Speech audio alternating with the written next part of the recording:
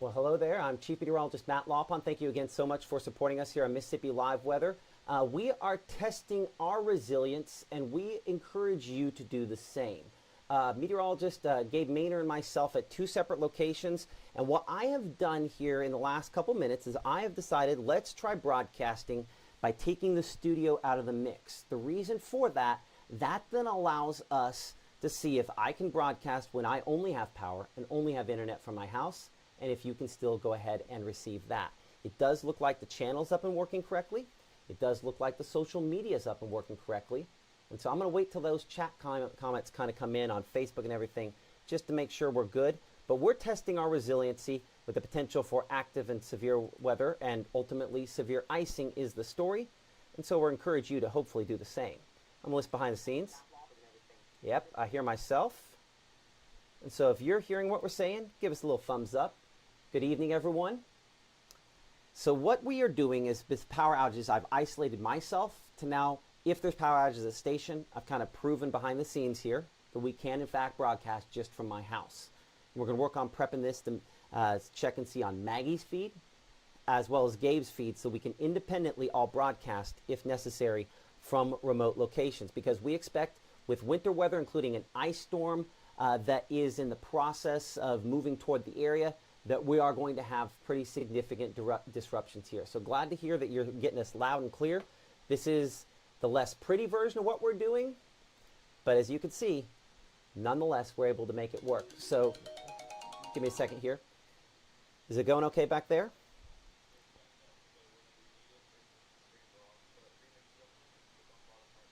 Okay, it's on the bottom right monitor. Okay, well, we will do that if we need to here in a minute.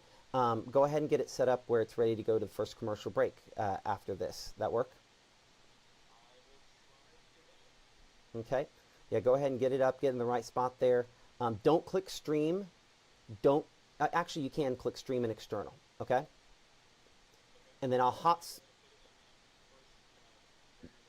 no, I'm presently live. Yeah, put it where I'm live right now, and then I'll switch back to that feed when the time comes. That work?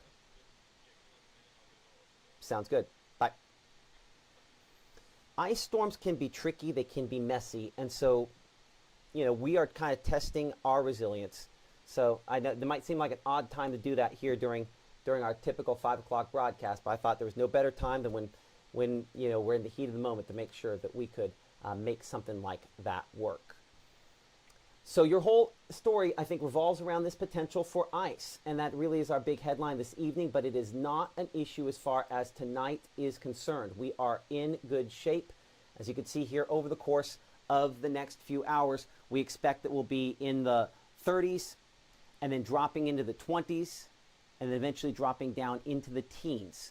So the cold air is the story, and the ice is on the way. Now we're going to hot switch back to the studio feed. Give me a moment. Give me a moment to make sure that'll work as we try to see if we can bring Gabe right back in. Okay. There, and we're back as far as that works. And now I'm going to get back into the switcher. A moment to get that log back in.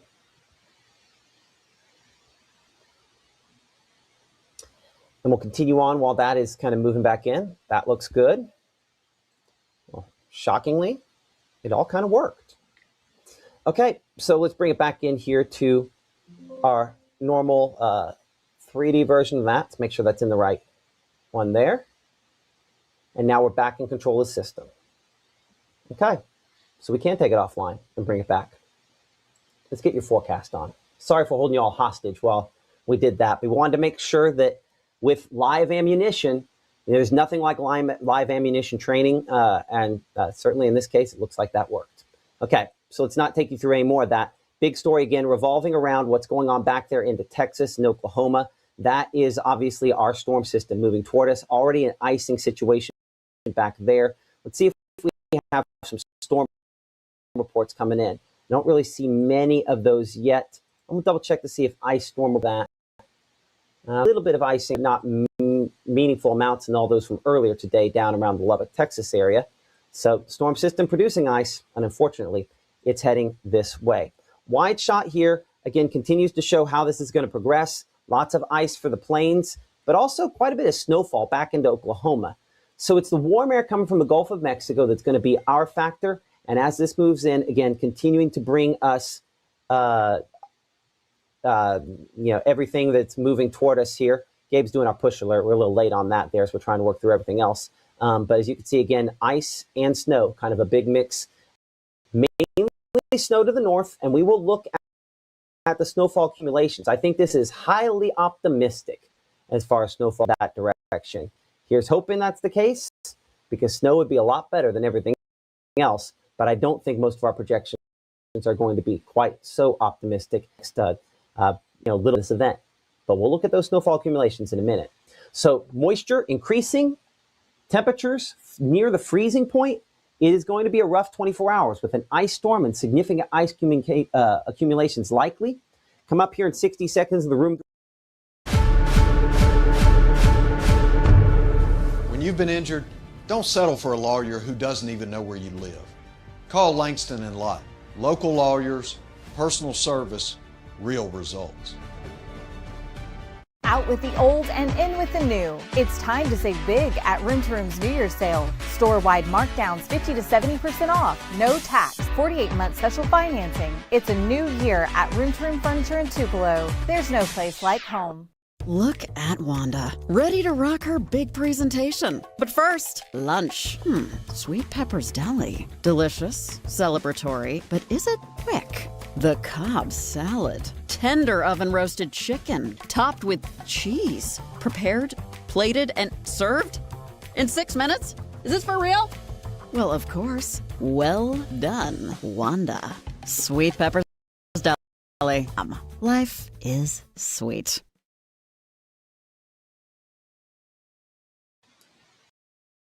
Okay, welcome back in the Mississippi Live Weather. I'm Chief Meteorologist Matt Laupon here, and this is one of the big stories. Again, ice accumulations likely over the course of the next couple of days, and looking at, again, this fairly significant swath of ice trying to move in from the west, and will be an impact all the way from Saturday through Sunday.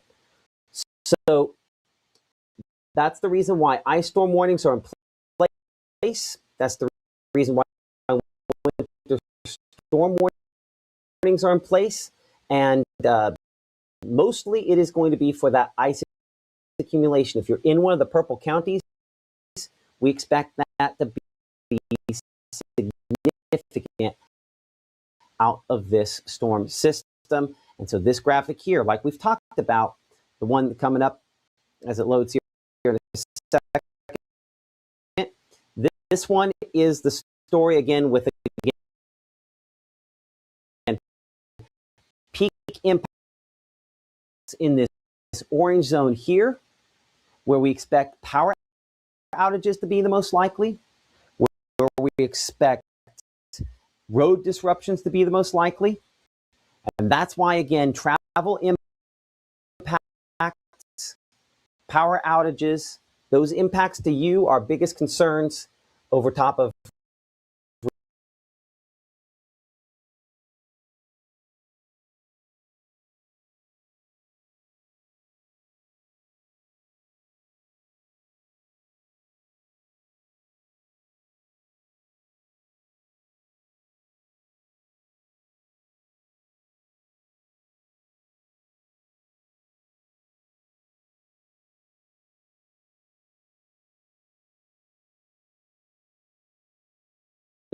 Thank you for telling us. It should be better now.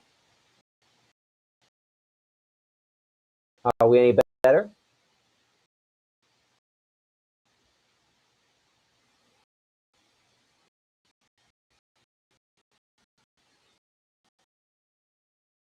Are we any better? Let me know. Yes or no.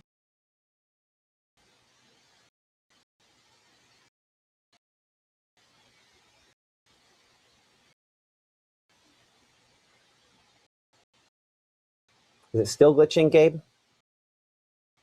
It's stuck on a frame right now. I don't know.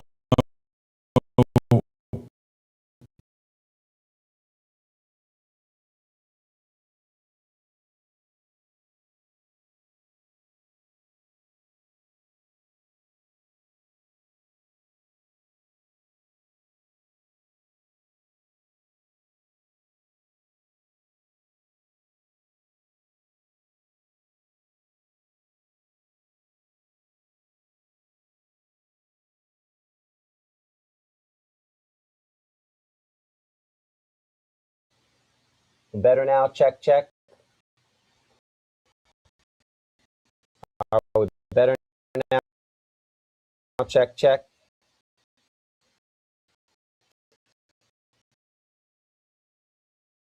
Are we better now? Check, check.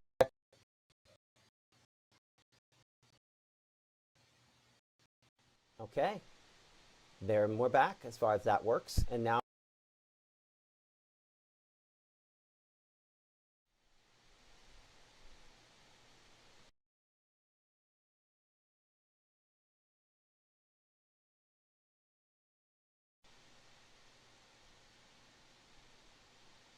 let's try that. Check, check.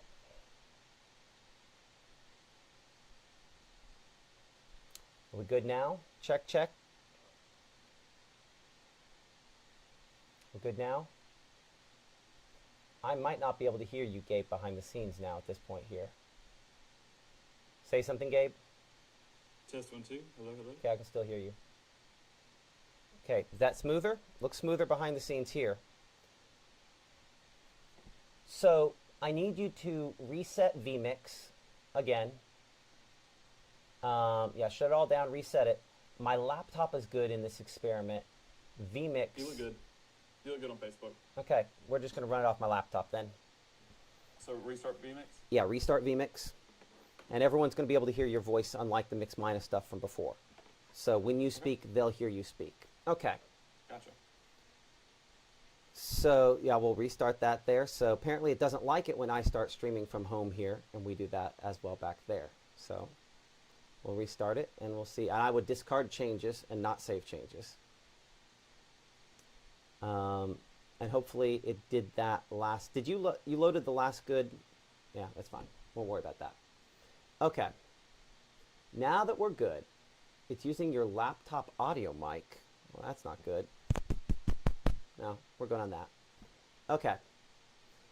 So that was a fun experiment. Let's not do that again. We'll finish the show like this. It's going to be a little less swanky, but it'll have the information you're looking for. Yeah, Gabe rocking the whole switcher behind the scenes here, but I was trying to see if we could switch it from home and do this, and this is why we practice redundancy, and I'm sorry we held all y'all hostage while we did it. Let's go ahead and go back and talk about some things again. Here are the alerts. Everybody's under 1 with the exception of down in Macon, where you're not, but almost everybody else under some sort of alert, and most of us, it's these ice storm warnings for accumulating ice fall that could exceed 2 inches in some spots, as we talked about. So any of these locations that you see kind of flashing on the screen there, and again, it's going kind of quickly through those, but ultimately, all the counties in purple here, accumulating ice will cause troubles. And as we showed you a moment ago there, for the snow hopes and dreams, at least using our strike model, those are all to the north of us. And listen, they're really significant that way, but they're to the north of us. Looking at our main strike model, not impossible to see maybe a few flakes, but less than an inch implies way more than reality probably indicates. I do want to check a couple other projections there. I want in particular use this one, which is our short-term high-resolution rapid refresh model. I want to check and see what it does as far as snowfall over the next few hours. You can see that it does have some flakes with what comes in late overnight, and this one does have a little bit more snowfall up here near the Tennessee state line, which is interesting to see. But the reason I wanted to look at this is between our broadcasts, one of the things we've got to thinking about here is if there's less warm air out on the plains, does that mean that this could still have some snowfall into our area? What are the implications on sleet versus freezing rain on this? This is more of an indication that it's more probable that there could be a little bit more snowfall up north. Let's look at Snow Finder. And if you haven't been with us all week long, Snow Finder, Ice Finder, Rain Finder, Gabe, was it really Monday we debuted these things? Has it been that long of a week? Oh, he doesn't have his mic up because he's rebooting the switcher over there. Let's look at Snow Finder. Let's check and see. Odds, very, very good. Let's interpret this graphic for a moment. You have where the accumulations are on here, and then you have the likelihood of something occurring. So all these kind of green to red to orange to pink colors there, those are the ones where we're looking at the confidence. Highly confident of snowfall up here in the northern part of Arkansas, up that direction there. Versus most of our area, as you can see, low confidence in snowfall, comparatively speaking. As this system moves through tomorrow, while it's not impossible to have some flakes farther south, that comes with virtually no confidence. So no real accumulations likely for most of our area, except for up here near the Tennessee state line, and especially the far northwest tip of Mississippi, Tunica and DeSoto counties. You are possibly looking at a little bit of snowfall on this event, and maybe a little bit more at the very, very end. The last little burst of this trying to move through. Maybe we'll get lucky enough with that. I'm not sure I'm counting on much. Ice Finder tells a different story, and that is the likelihood that ice will move in. And again, the latest look at this shows, again, very, very high confidence of ice back out into Arkansas. But notice as it moves into our area, the confidence never gets super high because that freezing line throws all of our models out of whack. So we never get the 100% confidence like they have in some locations back out into Arkansas and Texas. But certainly you could see western Mississippi, that confidence much higher because you will be colder, even on this projection. And you saw just there at the very end, I gotta stop it. I gotta go back and look at that. If we go back and stop that for a moment here, you'll see how at the very end, for the briefest of moments around midday to late morning on Sunday, that's when that confidence becomes the highest. And that's honestly, I think, as that last burst of heavy ice that could be convective, could be storms in nature, kicks through. And then after it's all said and done, we'll count the colors here as we've done a few times this week. Pink 1, pink 2, pink 3, pink 4, 5, 6, 7, 8. So even on what is not going to be something that is a high confidence projection here, we are going to be looking at, I think, heavy icing that could be up in excess of an inch. So even our most conservative projections say somebody is getting 0.8 of an inch of ice.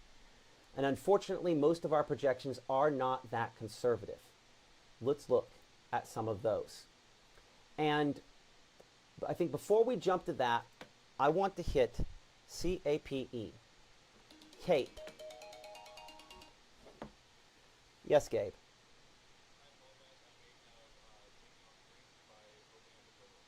Nope. No. My stream is completely insulated from you right now. I'm broadcasting only with my computer right now.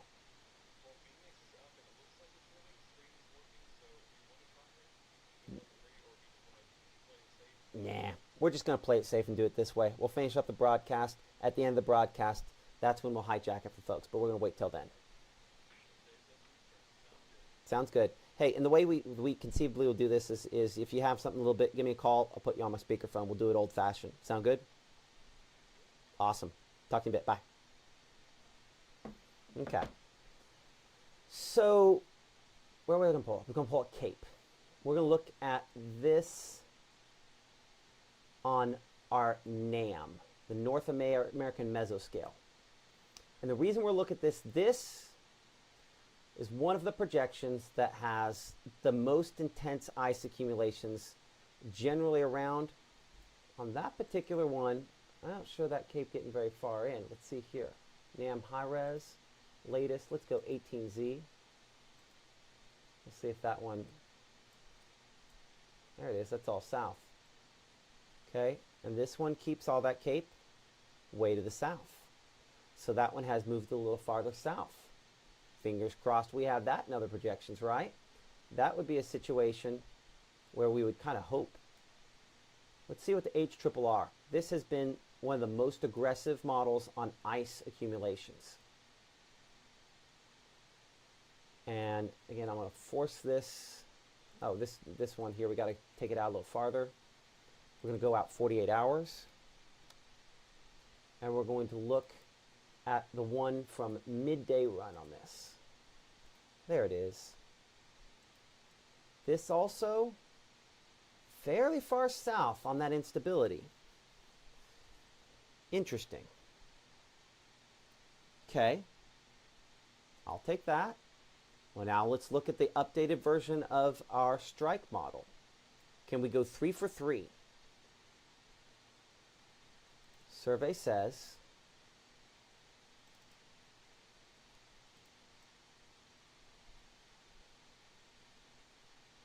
not 3 for 3, but that definitely could be worse. So that's still keeping the most instability down south, but there's still indications, I would say, between the three of those that we could be talking about thunder something. Hopefully that's not the case, but certainly a possibility there. And again, I appreciate all of you in the chat asking questions. We'll try to answer some of those questions here in a minute. And one of those I just happen to be able to see over the top there is, I'm confused. Is this good or bad? Is it lava? Is it hot? This is fuel. Fuel is for thunderstorms. And if you came here looking for a broadcast talking about ice, it matters because if we have thunderstorms while it's below 32, we have an ice storm. And that's why we're looking at this, is to determine that possibility on this. And so I think it's still fairly high likelihood that we have a significant icing situation. So let's walk through this.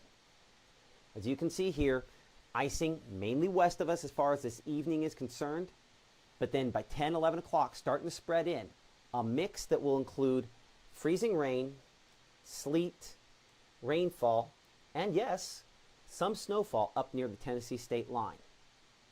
But for a lot of us, this is going to be some kind of a sleet and maybe freezing rain mix because of how cold those surface temperatures are. And those surface temperatures are pretty chilly. Now I'm going to again take this one out of play. I'm going to make this my long-term one. I'm going to choose a different projection here. I'm going to choose our strike model, and I'm going to use that the whole way through. So give me a moment to go down and break one of these so that we can use it. Yeah, because I want to see the very latest, the newest version of this should have come in during this broadcast.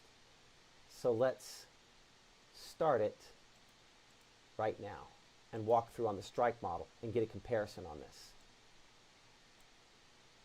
So you can see some of that on this particular projection starts arriving, and 8 still west of us, almost exact same timing as what we had on the HRRR. And then continue to move eastward from there. I don't have all my temperatures on this. Let's go back here. Okay. We're going to get this straightened out in a second here. Note to self, live ammunition is great, but we probably should have waited to try that until after the broadcast, not the beginning. Live and learn on that one, right? Okay. So, let's take this back. Let's do the whole thing. So from there until Sunday at 6 p.m. Now the date is there. Now let's walk through. So, watching that strike model here, working its eastward, look at the temperatures. We're below freezing for most spots by 11 p.m. tonight, and this is a sleet and freezing rain mix. I'm hopeful because we're in the mid-20s here that maybe we have a large enough depth of cold air that this is going to be some freezing, some sleet as opposed to all freezing rain. But look how cold Strike's getting it up here in South Haven and Corinth at 18. There could be more spots up here where we have some snowfall on this kind of initial wave here. I mean, if you're actually 20 in Clarksdale, or 15 in Tunica, 17 in Senatobia, or 18 there in Corinth, this is probably going to be a sleet and snow mix. there's some possibility on the front end of this to get some snowfall accumulations before we add in the ice for some of those folks potentially. Now Saturday, as you can see, 9, 10, 11 o'clock in the morning, warmer air is trying to come up with this big warm front you see south, and thunderstorms kind of powering the system down that direction. As our low develops overhead, this shows, I mean, that looks kind of like thunderstorm activity on this first big wave down south as well. Anytime we have thunderstorms, if you think of a low pressure system as a big engine mixing up the atmosphere, anytime we have thunderstorms, we're really efficiently mixing the atmosphere. And so hopefully we've looked at some research today that if it gets the true heavy thunderstorm levels, it's possible that maybe that boosts the temperatures just a little bit. So it's possible that right there, as we show, around Ackerman or Kosciuszko, as we have some thunderstorms here, and Strike again a little aggressive on thunderstorms sometimes, and definitely had more fuel farther north. That would be some heavy rainfall, and hopefully it's just rainfall, because 32 plus that in Kosciuszko or 32 plus that in Eupor is kind of scary. But that first wave, at least on this particular projection, largely could end up being icing. Now 9, 10, 11 o'clock, I know we have that big red line right over top of it there, kind of the dividing line. But as this low kind of comes in overhead, it forces that warm air northward. And can it charge far enough northward to take even New Albany or Corinth above the freezing point? The hope is yes, because as it brings in moisture, as it brings in warmth from the Gulf of Mexico, that's a possibility that maybe it could. But quickly on the backside, as this L develops basically right over top of us, we wrap back in more ice, and in this area right there in between, that's where that thunder ice is a possibility. Again, this is all rainfall we show in Macon, in Columbus, in Vernon there, but Amory's questionable, and Tupelo, New Albany, Oxford, Water Valley kind of all in jeopardy. Now this tries to warm it a little bit more there before the bigger cold blast comes in on the backside. I don't know that I agree with that. That makes me kind of question the other part you saw. But on the backside of the system, we will eventually wrap back around a little bit in the way of snowflakes. So jumping ahead to probably the two graphics that maybe you're all waiting on here. Updated look at future icing using our strike model. Slightly different look than what we had during the 5 o'clock broadcast here. And you will note that it also does still continue to have, in some spots, more than an inch of ice. You will note that these locations on this graphic here relate it's almost the exact same shape on where we were showing you those peak impacts, right? It does go back a little farther north and west. And I do think, again, because of maybe some snowfall on the front end out here, South Haven, Tunica, I mean, Corinth not immune from that. Brownfield up there, out toward Ashland, also a possibility. Some snowfall up there, plus this ice. There's some concerning factors to go along with that, loading in snow and then coming in with freezing rain or sleet on top of that. I'm hoping that means it's mainly more sleet, and then sleet has less of a tendency to bring down power lines and things like that. The unfortunate thing is I'm now going to show you the aggressive projection, and that would be our HRRR model. Again, high resolution rapid refresh, and it only goes through midday Sunday at this point, kind of going all the way to the extent of where it shows it. And this is potential for significant and arguably crippling ice out of it, and does involve a lot of locations in our area. Now, could this be high? Yes. Could this, a little bit of sleet eats into this, and you might have icing that isn't bring down trees icing. But that's a lot of ice falling from the sky, and that means a lot of power disruptions and things like that. I see some folks there mentioning, thanking, different power cooperatives. Thank them in advance, but know that we could potentially have, obviously, some issues related to this. Gabe, behind the scenes there, if you would, let's go ahead and we'll try and see if the stream is up another time here. So I'll pop up my shot so I can bring you in. We'll have you in chroma when we talk. Hit refresh on my call there. Let me know in the chat if it gets glitchy. And we're going to take it back to the studio there and make sure we've got that back up and going. But it does look like it should go better. In 3, 2, that back up and going. But it does look like it should go better. In 3, 2, 1.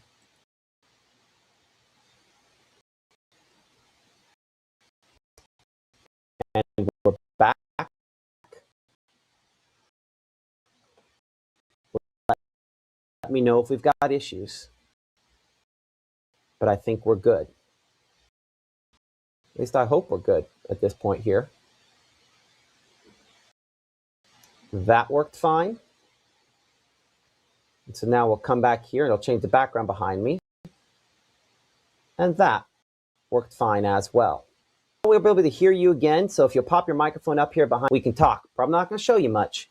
But we can talk. And let's talk about a few things here. Matt, First, it looks like it's glitching. Is it really?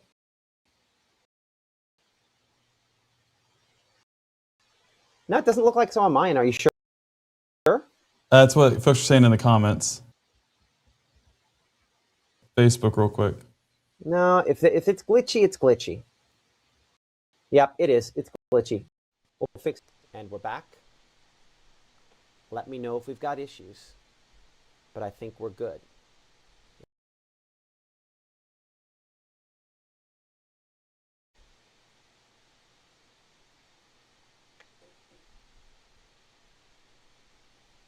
Okay.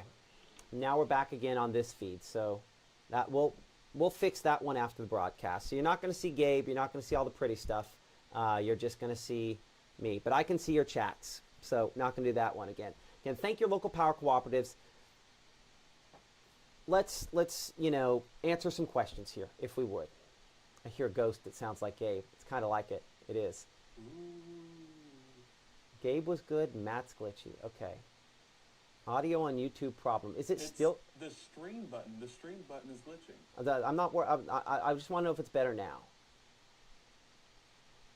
So let me know if it's better now. It's good. It's good. Okay.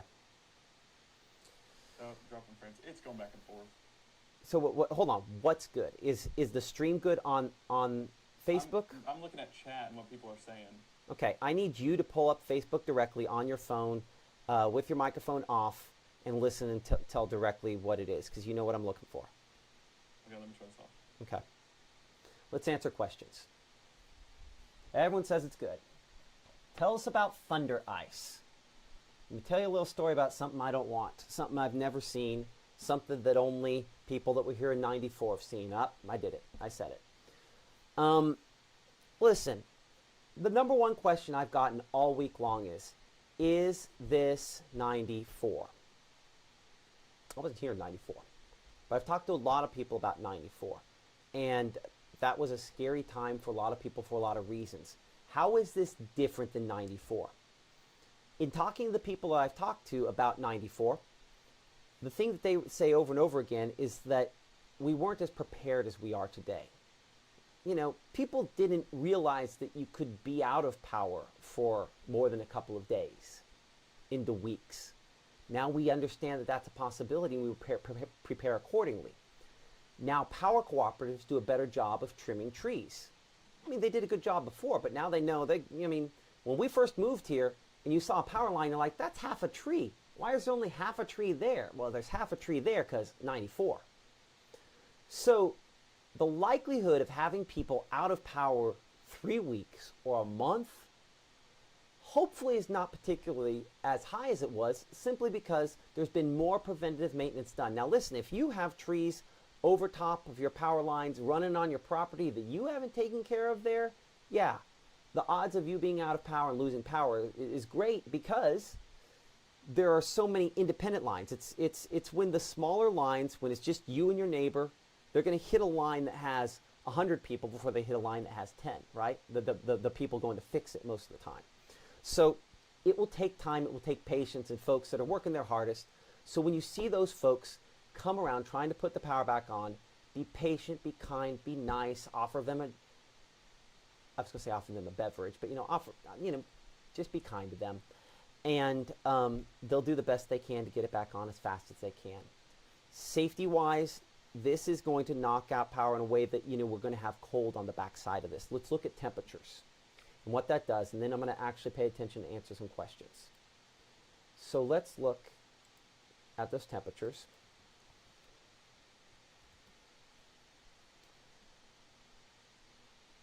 And just see So how far, cold. so good. No one's saying anything. This one's I love fine. it. The issue is the stream coming out of vMix. I say we give that computer another restart and see if it comes back in better shape. It looks good right now. You want to chance it? No, no, I don't. It's gone maybe here in a minute. It's gone too glitchy 2 times, and I've wasted enough of people's time on that. I don't want to take a chance. We'll worry about that here in a minute. Okay. So going into Sunday night and then early Monday morning, look at these temperatures down in the teens, down in the single digits. And I know, again, you heard Gabe and Mrs. Maynor concerned about, she's pregnant. They're homeowners with small home. They lose power. That's not fun, right? That's very unpleasant. So what do? If you're lucky enough to have a lot of blankets, or if you need to get to some place where they have a generator. I know most people don't have that. Most people don't have the friend with a generator. So ultimately, you know what the best generators of heat are? Other human beings.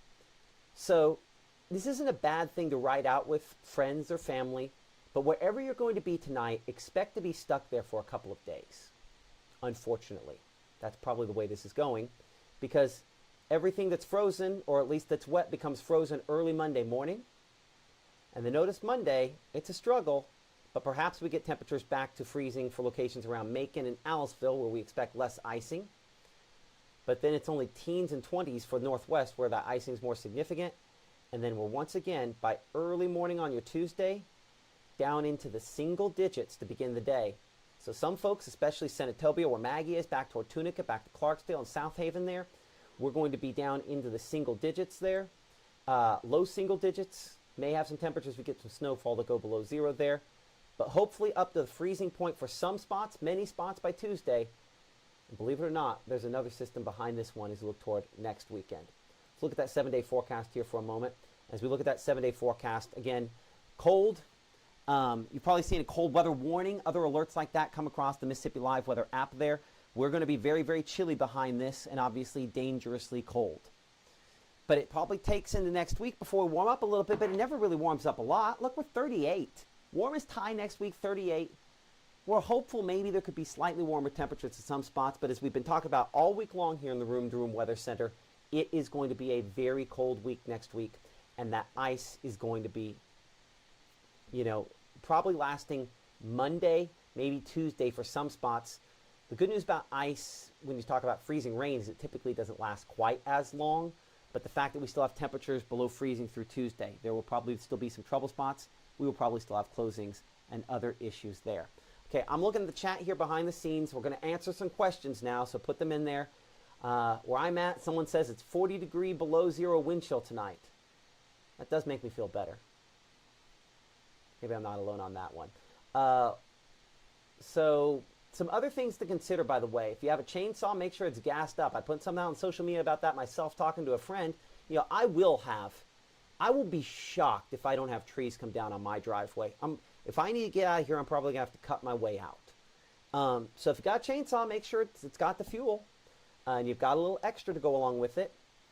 But just be careful with space heaters, because I'll say this, best case scenario, you keep power on the Monday morning, Tuesday morning. There are going to be some folks that your house is not going to be able to maintain how warm you want it to be, even if you have the electricity on. So some concerns there. And as we've talked about over and over again, make sure those spigots covered up. Appreciate our friends at Absolute Restoration giving out these faucet covers. And you've seen us share some posts from a lot of different folks here that sponsor us in Mississippi Live Weather this week, trying to help get you prepared for whatever comes along with this. So how much ice is expected? Debbie, great question, and it really depends on that. Well, now that I know for sure that we've got that working, let's go behind the scenes on some stuff, and let's talk about that freezing line. I want to address real quick, Matt. Yes. Someone asking if they're going to be able to drive on Sunday. This event, the No. ice storm warning, continues into 6 p.m. Sunday. So that means there will be stuff falling from the sky in freezing capacity up until 6 p.m. Now, beyond that, temperatures, as you saw just behind Matt a moment ago, are getting below freezing. So anything that does fall, it's going to be wet, and it's going to refreeze on the roads and on the ground getting into Sunday night. That continues to remain potentially below freezing into Monday, potentially below freezing all the way into Tuesday, and maybe even Wednesday in some spots. So folks, roads not going to be accessible. They're not going to close roads down. Roads will just be impossible to drive on. So prepare for that. Get to where you need to go tonight. And yeah, it's gonna be a good chunk of time before we are able to get back to that normalcy again. So I saw one question there from Richie, radial versus horizontal, and that's been something, by the way, I see Columbus asking the question. Columbus, you might miss out on most of this. I'm hopeful for you. Macon, you're probably going to miss out on most of this. But I think even in some of those spots there, Columbus, north of Columbus, Caledonia, back toward, locations around maybe West Point, back to Starkville, back to Louisville, there's still icing potential for some of those spots there. Okay, so very colorful map. We're not just showing rainbows here. We're looking at the freezing line. And we're going to look, in particular, this is midday through Sunday. And one of the things that we're watching on this is we all kind of drop below freezing. Most of us drop below freezing earlier on the period before it starts going back up above freezing. So we're looking here again, pre-dawn, early morning on your Saturday. That freezing line is, I'm gonna see if I can zoom this in. Give me a moment. I'm gonna break my system just to zoom it in. But we're friends here. I think you're okay with me breaking it, right? Which one of these is behind? Give me a moment to find. I see it. Go ahead and answer another question there, Gabe, while I'm trying to find where I put my... Oh, that's right. I put it in front of me so that it was my monitor. Okay. Any other questions? Asking about specific areas in the chat, it's just, we've talked about it all night long. You've seen the maps, you've seen the graphics, you know where you live. Line that up with where those graphics stand, and you can expect those impacts. I will say right along the Natchez Trace corridor, that's kind of that area where we expect those highest impacts, and especially up towards the north and west, because it's colder air, still having that large amount of moisture. So, folks, if you live northwest of the Natchez Trace, then you're in an area that's very susceptible to winter weather and going to see impacts for a long period of time. Southeast of there, even continuing to see those impacts and potentially getting that impacts as well. Now, the chances, the confidence still wavering a little bit because it really depends on where that freezing line sets up. So there's potential things could go better. There's potential things could get a little bit worse. But down around, Aliceville or even up there towards Birmingham, my folks are okay in this event because it's that warmer air that's going to be moving in. And so that's the line that we're looking at. So this map that you saw a moment ago, that's what you need to know. That's what we're continuing to look at. And to go ahead and assess from there where your cities are, and you can kind of know what to expect heading into it. Now, Gabe, you know that not everybody knows where their city is. And so that's, unfortunately, one of the challenges that we face, is trying to find where we are on a map. It's not something we can do a great job addressing right now, but I'm going to zoom this, almost got this zoomed in enough to show you. Again, breaking my system here, but we're going to get it in good and close so that maybe you can more effectively see some of these spots. And then I can still effectively see some folks saying tops. no sound. Should be. Let me check Facebook real quick. I want to mute my They mic. might not be able to hear you. I'm wondering if they're not able to hear you because it's picking you up off of my microphone there, and it might be canceling it out. That might be the issue with that. Just draw a line. Hey, Justin Putt. By the way, I know you, Justin Putt. We've drawn lines, a lot of lines over the course of this. And if we go back to this graphic here, I think it's pretty crystal clear. If you're in the orange, you're gonna get it. If you're near the orange, out here in the pink, you're going to get some of it. And we're hoping it's not too much of it. And if you're out here in Columbus and Macon, southern Lamar County, Pickens County, you're not completely out of the woods, but most of what you get will be rainfall. So if you're in the orange, you're going to get it. Okay? Lee says they can hear both of us. Number of folks there can hear both of us. Sound is good on their end. Gabe's sound is a little low. Part of the reason Gabe's sound is low is you're just hearing him right out of my speakers into my microphone, so I'm not up on the speakers. So I'm here, I promise. yeah, he is. Okay. So let's look at that freezing line again, and we're going to look run to run here at about 10,000 different models. And Matt, while you pull that up, I want to note, and you can say it again for folks that can't hear me, Tom Bigby just said our Red Truck Army is out and ready, so they're prepared. They're out and trying to make sure everyone has power. Okay, as Gabe was saying, Tom Bigby said their Red Truck Army, as they're calling it, is out and about and ready to go for whatever comes their way. We appreciate them. They happen to be my electric provider here, and we had a discussion earlier today about where to go. It's part of the reason we tested the thing we did at the beginning of the show, is if I lose power and I have to creep at a zillionth of a mile per hour there, grab my laptop, I can take that monitor there, I can take those two lights, and I can broadcast from their facility. We can do it from anywhere. If I have to, I can run it just directly from here. But we're going to find a way to make sure you have the information you need, and we get the folks on to talk to you about that as well. Regardless of whether this glitchiness is, we luckily haven't had that glitchiness issue in months, would figure. But anyway. Okay, so let's now walk this back to Saturday afternoon. So this will be the latest run. I apologize, that's going to kind of bop around a little bit here. Look at that. Let's stop this here. Okay, so this is Sunday morning at what would be basically 6 a.m. Sunday morning. And look what we have going on out here in Alabama. You see how this goes from 57 to 42 over such a small area there? That's a line of thunderstorms. The freezing line's still back to the north and west at that point, and we have a billion different projections we can show you here with varying levels of confidence in any of these. But the majority of these have that freezing line over about half of the area at that point in time. Let's back it up 24 hours to early tomorrow morning. Should be right here. At that point, that freezing line is south of most of the area. I show it down all the way to Noxubee County, in fact, the only county not under some sort of advisory that we cover. So as we check out the different projections, most of them are pretty similar in that position. Some of them are farther south.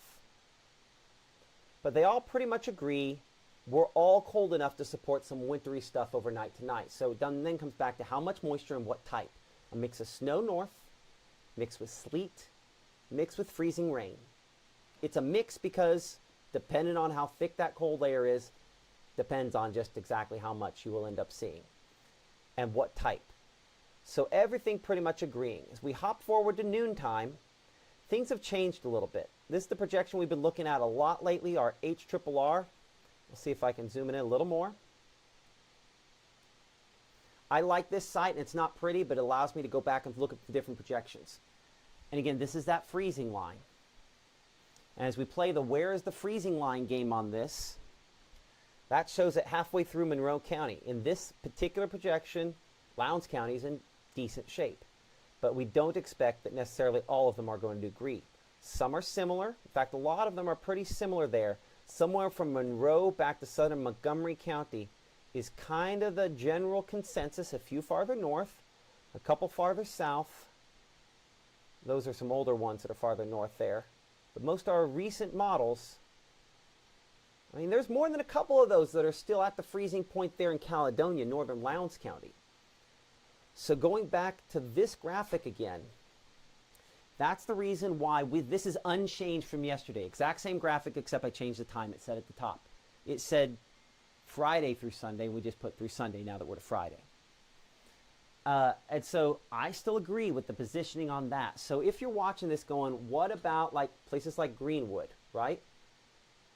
I'm barely orange in Fulton. Is that as bad as some places like Greenwood or better? I am not God, and that orange is not perfect. So if you're right there close to orange, you could still see significant accumulating snowfall. But there will be a cutoff because of where the icing, because of the nature of, you're either 33 and it's rain, or you're 32, 31, and it is all ice. So there's going to be kind of a sharp cutoff there. But I would say that this is not gospel here. If you're close to this orange, I would be expecting significant icing. And if you're not in the orange, you're still going to see somewhat significant icing. It's just we are dealing with and up against what probably is the greatest amount of ice that I have covered since I have been here in my 15 years in Mississippi. I cannot think of an event that has the potential to be this significant. I've been wrong before, and I'm one day closer to being wrong again. But this does have significant ice storm written all over it. It has for the last few days, and you know if you've watched all the coverage that clearly we have been kind of escalating this as we've gotten closer with confidence. But this has significant ice storm written all over it. And as we go back again to my browser over here, kind of showing this, the unfortunate thing kind of looking at this particular graphic is more and more of these are pushing that cold air farther south. Someone mentions look online for warming stations. The folks at the national, at the North Mississippi Storm Chasers have a complete list on there. Gabe, we need to share that post if we haven't already. Okay. Share that post to let them know. My phone continues to blow up here. Folks watching in different spots, we appreciate that. That was Jesse Bandre with Exceed Technologies. That's one of the. See, I can see the logos behind the screen, behind the scenes. You can't there. Gabe, I mean, we can try it one more time. Do we risk the glitchiness? Let's try it one more time. Okay, 3, 2, 1. That's one of the. See, I can see the logos behind the screen, behind the scenes. You can't there. Gabe, I mean, we can try it one more time. Do we risk the glitchiness? Let's try it one more time. Are you sure? Okay, 3, 2. You're going to see me jump back in time for a moment, and then we'll jump back.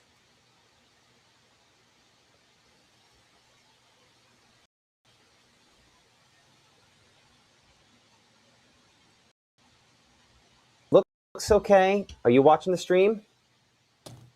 You need to pull it up on your phone so you'll be able to see it on your phone. Can you mute my audio? Actually, I can real quick. Okay. Here we go. Someone asking the question, would I compare this to 94? I mean, I was not here in 94. I do not know what 94 was like to a person that was from here. But I do know this looks like.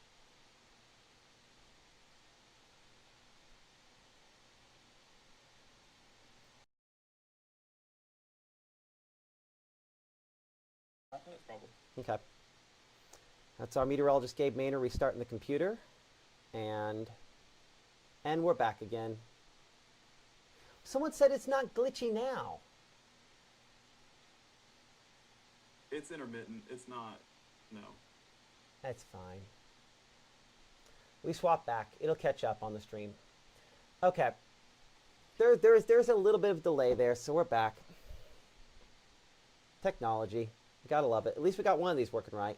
Okay, Gabe, yeah, go and restart the switcher, and we'll go from there. We'll hope it comes back better. If not, I'll reset the switch, and then everything will be good. But luckily, we can do it from home. Okay, questions. Let's look here through the questions real quick. What about Winona? You know, again, I need to apologize to folks here. I need to send a heartfelt apology out. I'm going to underline some cities here. Well, I don't have Winona on there, but I'm going to circle Winona. I'm going to circle Grenada. I'm going to circle Water Valley. I'm going to circle Pontotoc. I'm going to circle New Albany. And I'm apologizing to you in Oxford or Greenwood or Belzona or Greenville or Cleveland. I've been obsessed with locations east of you. And I've been obsessed with these locations because I'm trying to figure out if they're going to get it. The reason I have to apologize to you is because you are going to get it. You're going to get kind of the bulk of what this has to offer in, unfortunately, the most negative way possible, because it's going to be problematic for you. So all those folks I just mentioned, we have a high level of confidence. You're going to have an ice storm that will be producing more than an inch of ice, and some projections go more than inch and a half of ice, and that's going to cause power disruptions. going to cause travel impossibilities. And it's going to be like that in the next week.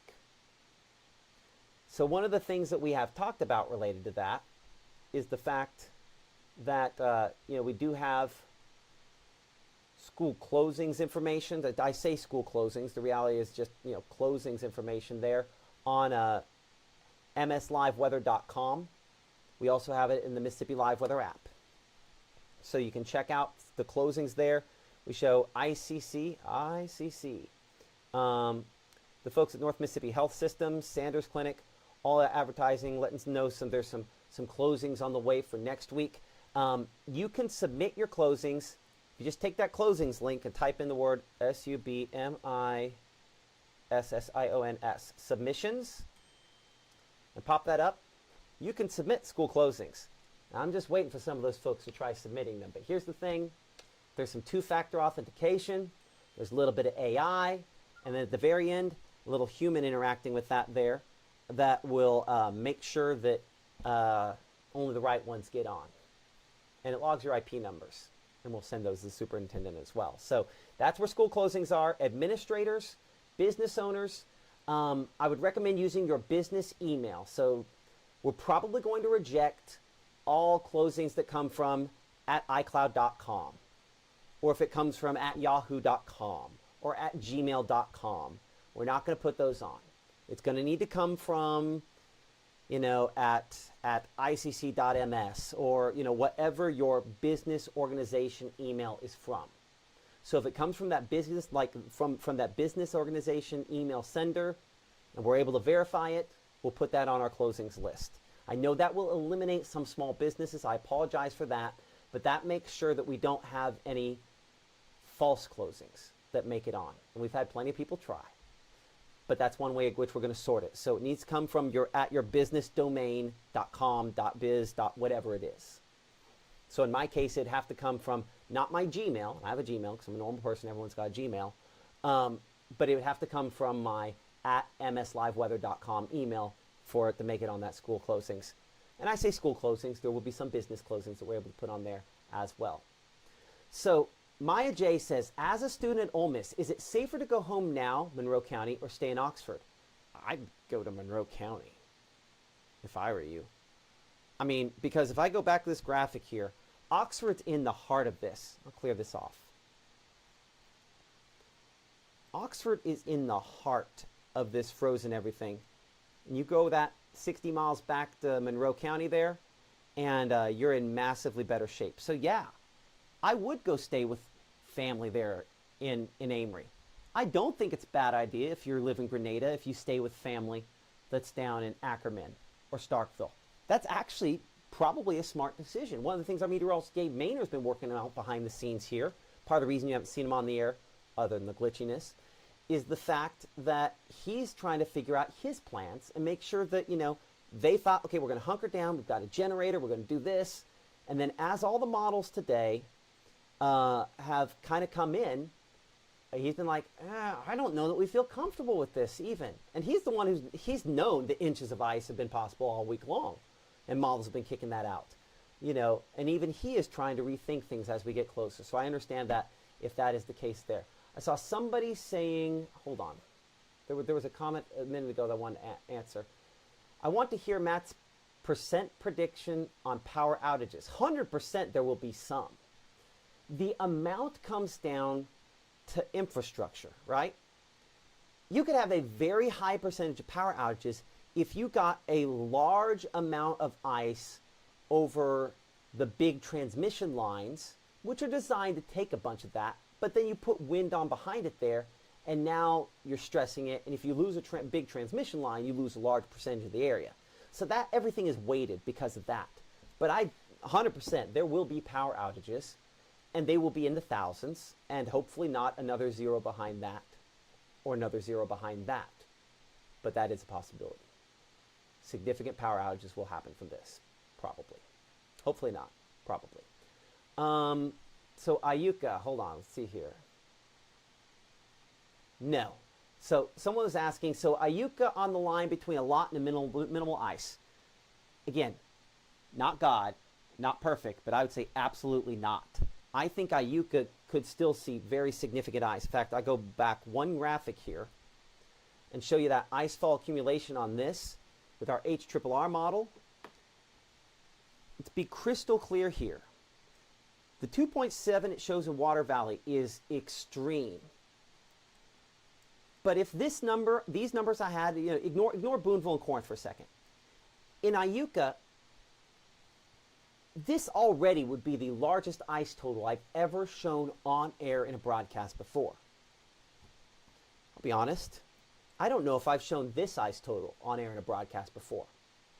So no, I would not say you're on the line between bad and okay. I would say that you're definitely in it in Iuka and Red Bay.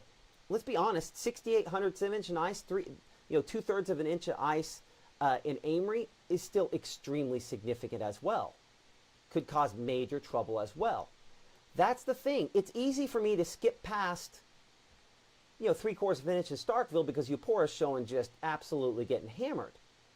But the 1/10 of an inch you have in Louisville here is still enough to shut everything down. I mean, this would be, I would avoid the word ice storm with these, but if this was as much, if you told me a week ago that somebody could get 3/4 of an inch of ice, I'd say that's a really, really bad storm. The fact we have this just kind of amplifies the concerns. Hope that makes sense. Let's look for some other questions here. I live in a very low population area. I know we're lower on the list, so prepare for extended outage times. We hope we get lucky. That's James on YouTube nailed it. Low population areas, it's going to be a while till they get to you. Now, a while might be a couple of days, a while might be a week, and dear God, I hope it's not longer than that. But I can tell you this, in talking to folks behind the scenes, folks with the government, have been staging up in Tennessee, preparing for this so they can get assets in here. There are going to be people that come from all over the country to help get our power restored here in North Mississippi. Because our folks go help them get restored after hurricanes. It's just kind of the way in which, as Mississippians, as Americans, we all work together. But it's going to be, yeah. And I'm not ignoring Boonville. I see someone saying, don't ignore Boonville. Trust me, you're in the orange. That's not good. Let's try to keep the language under control there. Luckily, the chat's not coming on the mainstream, even though it is on Facebook. A lot of folks coming in there as well. Other questions that you have there. Someone mentioned they have to travel. I would say this. I would not feel very comfortable traveling at all tomorrow.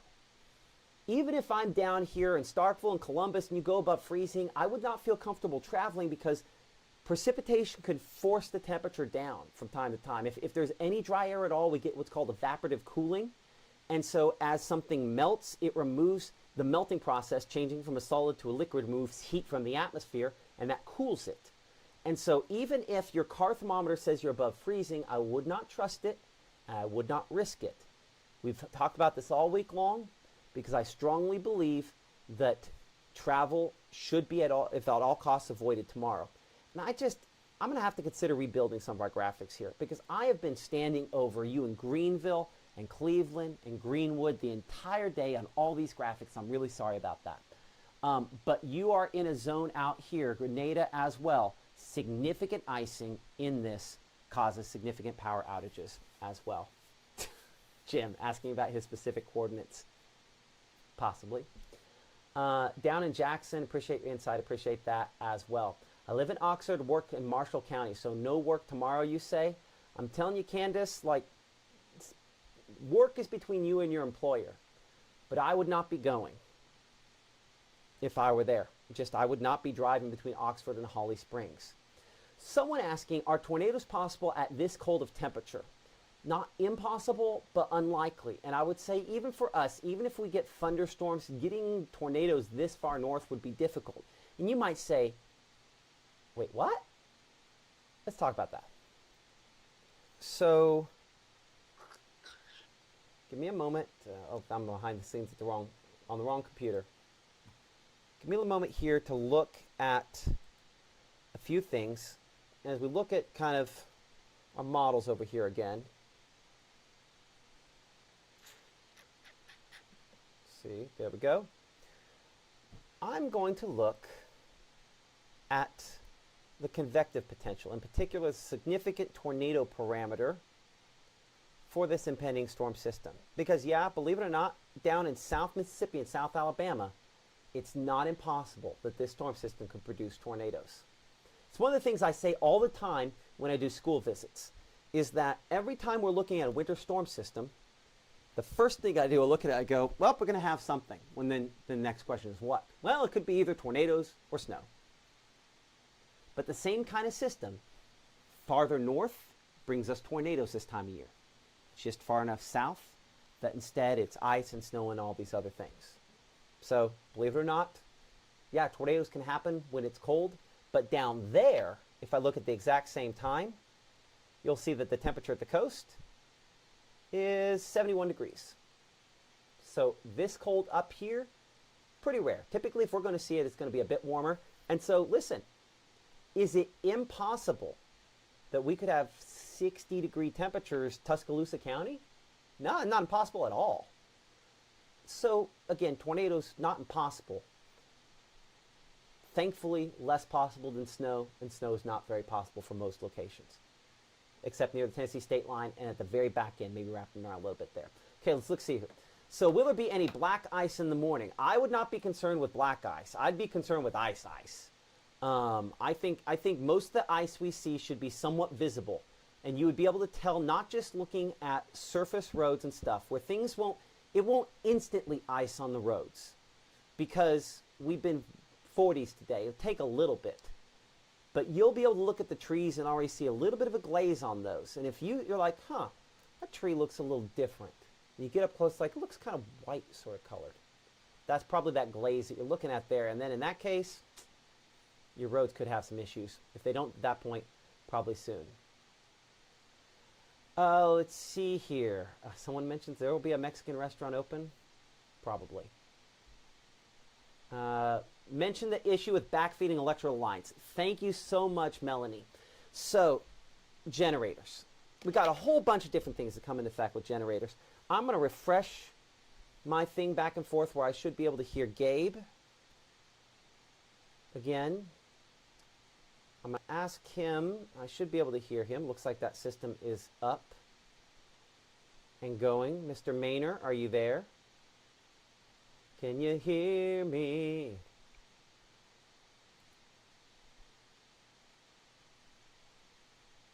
Okay, no. Well, the reason I was going to bring Gabe back in is he knows better where all those kind of graphics are on this, and I could conceivably let him talk on that. But as far as generators are concerned,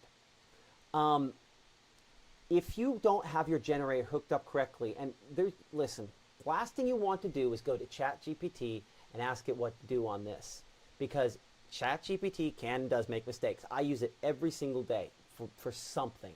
Every single day. But it makes mistakes. And you don't want that mistake to cost your life or a lineman's life. So I know that there's some wise guy out there on ChatGPT or been there today and it told him, hey, if I plug this in here and do this, I can make my generator power my house. Ish. But if you do that, and that lineman comes to hook that line back up down the road, you just killed him or her, because your generator will backfeed the line. Now, some other things you can do with the breaker and this, that, and the other that try to make that a little bit safer, but either way, I don't think I'd be risking it. Are you there? You know, you're not going to mess up anything on this end if you start it up and you see that stream. If the stream looks good and streams everything good, dare we give it time 52? You want to try it? You think we can do it? Is it showing? Is it on the right thing? Oh yeah, no. You need stream and external. That's not going to overwrite me. I'm on a different stream here.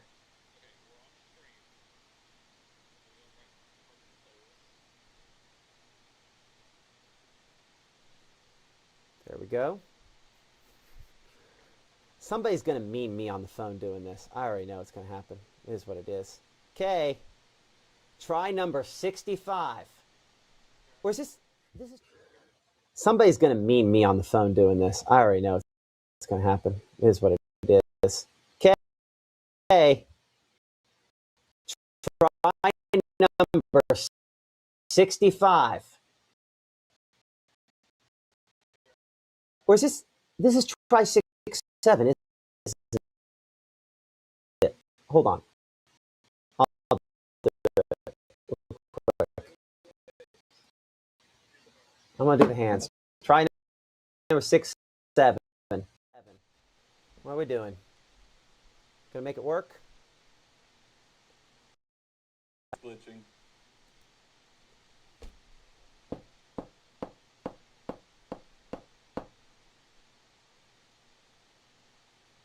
That's not irritating at all. We should be back. And we are. Okay. More questions. Real quick. Let's go back. Back up with generators. Your generator could backfeed the line, and that could kill somebody that's trying to hook your power back up. Don't do it. It's not worth it. Also, generators produce carbon monoxide. So do propane heaters. So do kerosene heaters.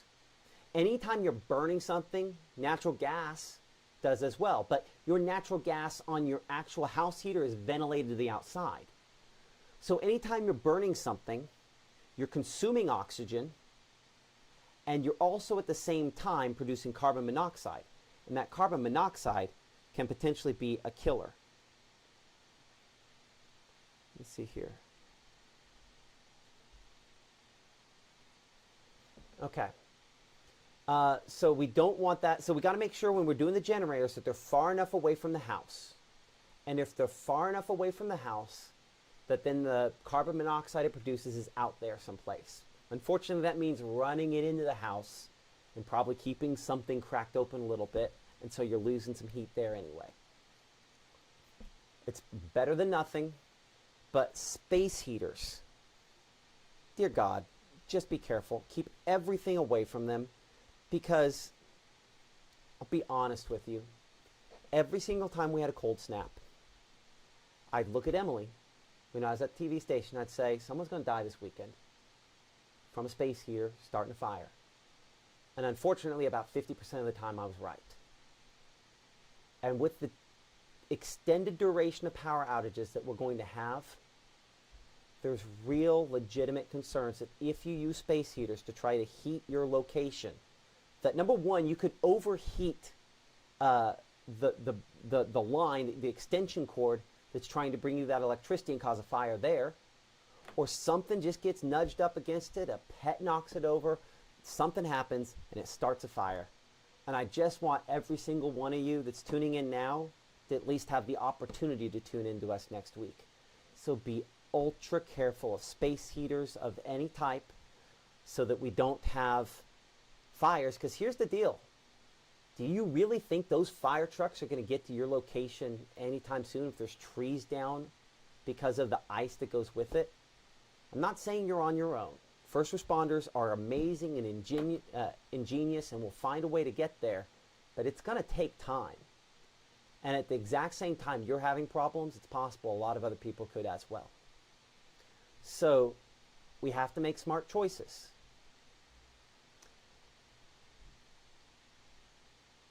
So let's see here. Our only heat source is kerosene heater if we lose power. I understand that. And growing up, that was the case in my house as well. If we lost power, we had a kerosene heater. Just understand that that room needs to be vented in some way, shape, or form to get those fumes out of there. Because carbon monoxide doesn't smell like anything, and you can't see it. And so because it's an odorless, colorless gas, about the only way you know it's built up is if you have a sensor, a carbon monoxide detector, and it goes off. Or it's already making you sick. And the way you can tell if you're sick from carbon monoxide poisoning, we talked to a doctor with IMPC, one of our sponsors here, but maybe the best information we've gotten about this that I could pass on to you. And that's this, that if you feel flu-like symptoms, it's possible it could be carbon monoxide poisoning. One of the ways to tell that is you have flu-like symptoms, but you don't have a fever. Typically, if you have the nausea and everything that goes with the flu-like symptoms, you're going to have a fever. You're going to have the chills. You're going to have all the other stuff that goes with it. And you might think you have the chills because of other reasons, obviously. But if you start getting sick with the flu and you're burning a kerosene heater, or you're using a propane heater, or you're using your fireplace, it's one of those ventless fireplaces that's kicking out heat, it's possible that maybe it's not properly vented. And in those other cases that you don't have enough ventilation, if you start feeling like you have flu-like symptoms, you're probably being poisoned by carbon monoxide. So at that point, you want to get out of the structure, get fresh air. You probably are going to want to call somebody, maybe 911 or something like that. Obviously, we want to make sure that we're not just calling, I don't feel well. You make your choices on that. I'm not going to tell you exactly how to handle that. But flu-like symptoms, most of the time, equal carbon monoxide poisoning in this situation. I could be wrong, but let's just understand that that could be what's going on. Someone mentions keep those fire extinguishers close at hand. You absolutely need to do that as well. Someone was mentioning a lot of folks don't know what county they're in, or necessarily where they're at on a map. I can break my graphic here for a moment. We'll help out a little bit. If that is something you struggle with, I'm not just going to throw my hands in the air and say, live with it, deal with it, your problem. Give me a moment here, and I'll make it put on more locations on my map. And we'll just kind of zoom around while we're talking. I'm going to make it put on too many locations, so don't criticize me on it being unreadable because of that. But I'm going to put on a whole bunch of places, right? Maybe too many places.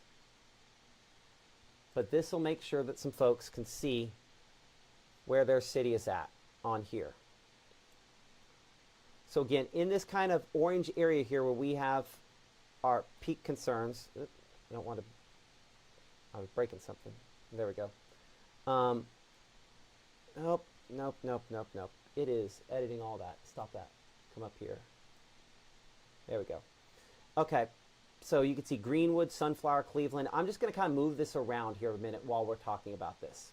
Take precautions if you use kerosene heaters. Yes, absolutely.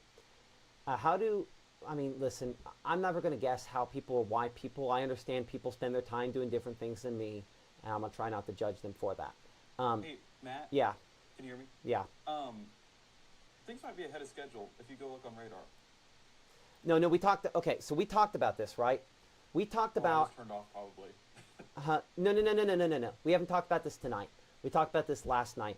How there was going to be a point at some point today where like, whoa, it's happening faster, and it might be, but ultimately I think what's happening on radar, it's the initial wave. Check dew points if you would, where we're seeing some of that showing up there as well. That could potentially be helpful on kind of analyzing that. Can it please just let me move it? Nope, I'm moving the whole thing around by that. That's not what I want. So you can see, Nope. Oh, I really don't want to save this. Did I lose my place file on it? That's fine. We'll deal with it. Save. Okay.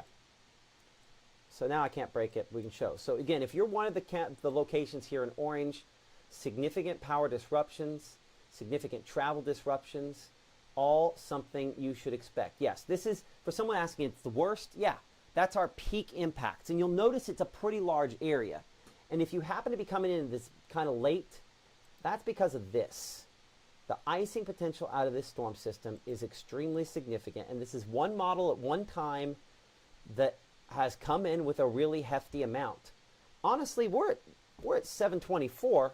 0Z Her might be coming out right now, actually. One note with that forecast, dew points are at 22 degrees, but I want to say, ironically, the one location I clicked on the Mississippi Live Weather app was Snow Lake, Arkansas. So maybe that's rooting for snow in the forecast. Maybe that's good vibes. I'm never against rooting for snow. Well, I'm sometimes against rooting for snow, but I'm not in this situation here. It does look like 0Z, which is the most recent run of the HRRR model, is coming out, and it's no prettier than the one we're looking at right now. Let me double check. I'll show you. I'll take you guys over to the gross version of everything. And I should be able to zoom that in a little bit more. Give me a moment to do that. And so this is the most recent version of the one model I was just showing you a second ago, and it's accumulations. And it's not impossible. This is actually a little bit more rough. Yeah.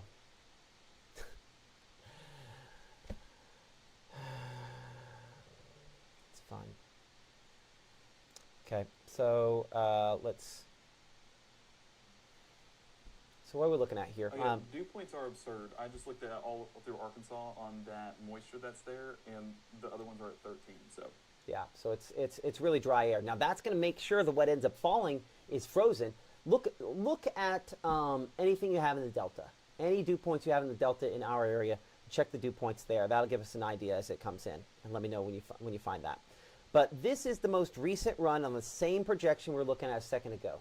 The yellow's there. If you're just kind of looking at that, that shows between now and really 10 p.m. tomorrow, some spots are picking up almost 2 inches of ice out there. That would be kind of west of Charleston there, potentially. Again, one model, one time. If you go back and look at the previous run of the model, it still had a lot of hefty ice, but it didn't have as much. And those are really the only two that we're able to look at this one to go quite that far out. So the current trend is not exactly encouraging. Let's see if we go back 22. Hold on. There we are. Okay, 22 over in Cleveland. We have 23 in Greenville and 22 in Clarksdale. so plenty of room to dynamically cool. What are the temperatures at in those spots? 32 Clarksdale, 34 Greenville, and 32 Cleveland.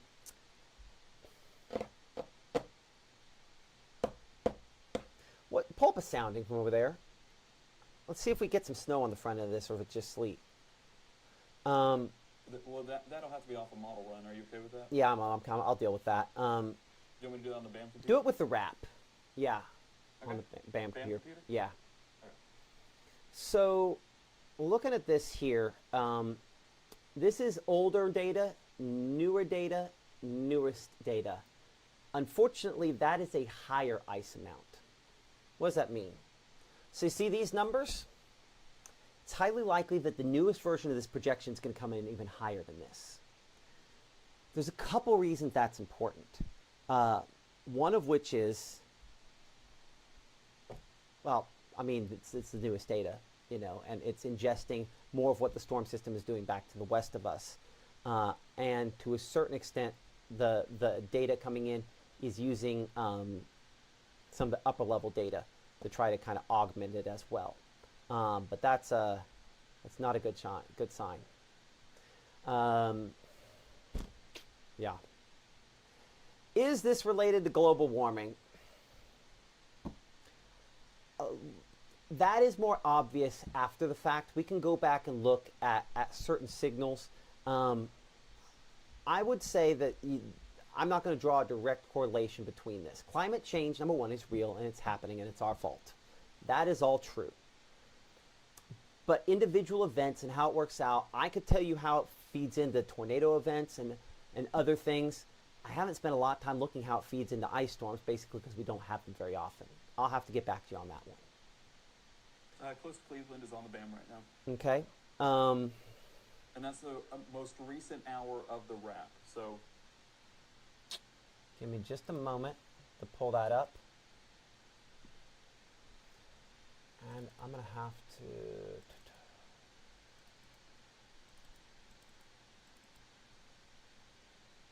Give me a moment. Where's that at? Oh, I bet I have that under there. I know where I've had it the whole time. Oh, wait. I'm not going to be able to pull that up because I'm not connected to your computer back there. We'd have to go with the glitchiness. But if you put that through the switcher, I'll be able to see it. Even if they how do I can't. do that? You'd have to select the right item. It's fine. Let's not worry about it. Worry about that after broadcast here. I can email a picture and Any chance Would that be that, nah, don't worry about it. Put it up on the monitor behind you there. We will deal with all of what's going on back there in that equipment after the broadcast. I'm not going to waste anybody else's time on that. We are just saying that place is useless for the rest of this. Let's be crystal clear, Bama Patriot.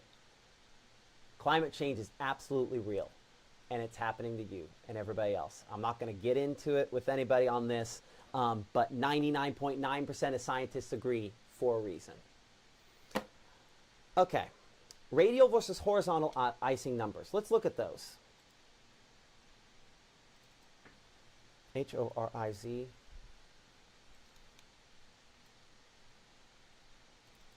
And RADIAL.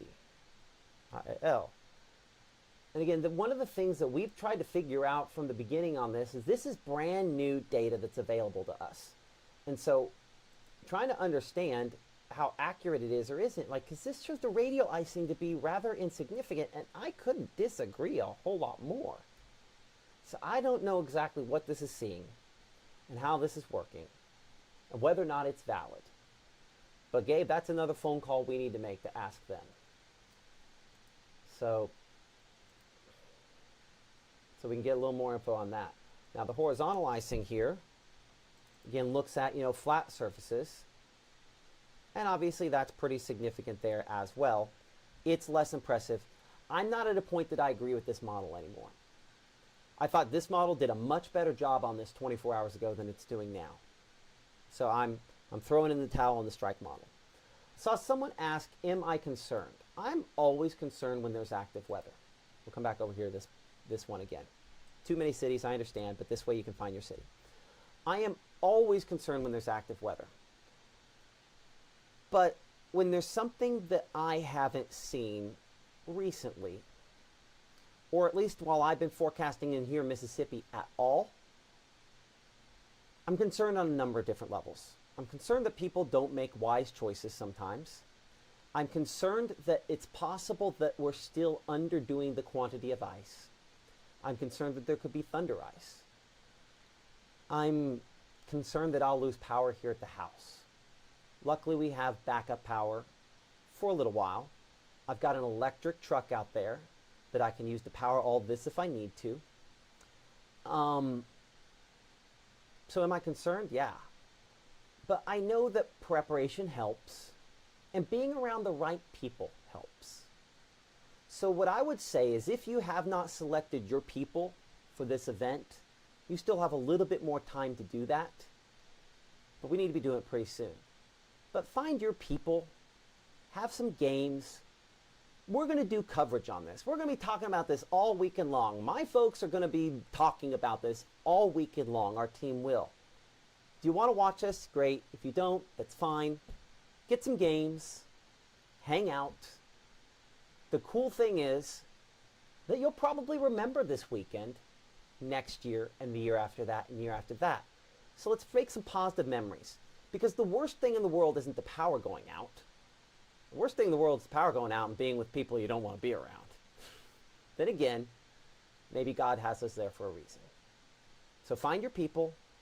Plan to stay with your people, play some games, and what's going to happen is going to happen. The beauty is 1 second in length is always 1 second in length, and there's only, 3,600 seconds, 60 times 60, 3,600 seconds in an hour, and only so many hours between now and the time that it's all thawed. And we'll deal with what we have to deal with. But we prepare by making sure we're in the right spot. We're aware that if there is carbon monoxide, because you're burning something, anytime you're burning something, there's carbon monoxide issues. And if we start feeling sick, that we notice these things like, hey, you aren't feeling well, are you? I'm not either. Talk about it, and we'll be okay. Matt, something Yeah. that I love about the fact that we're about to have a lot of time together is that we can finally finish a game of Monopoly.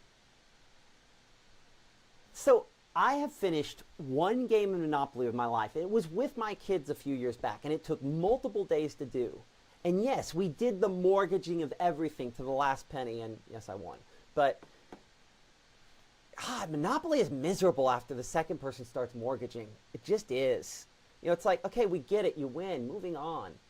But yeah, somebody's going to finish. Send us your picture. We haven't talked about pictures at all. You can send us your pictures with the app. I don't know if you know this. It's a really, really cool app. But there's a place in there where you can send your pictures. I'm going to, by the way, all my group chats are going crazy, and I have them all muted so we can have a good conversation here. And yes, I apologize that there's a pop-up on there as well. If you want your ad on the pop-up, I think that runs between $3,000 and $4,000 a month. Can you imagine? By the way, we had 500,000 views yesterday. So if you're a business owner and you advertise on a billboard someplace, understand that is an option there, and it's exclusive.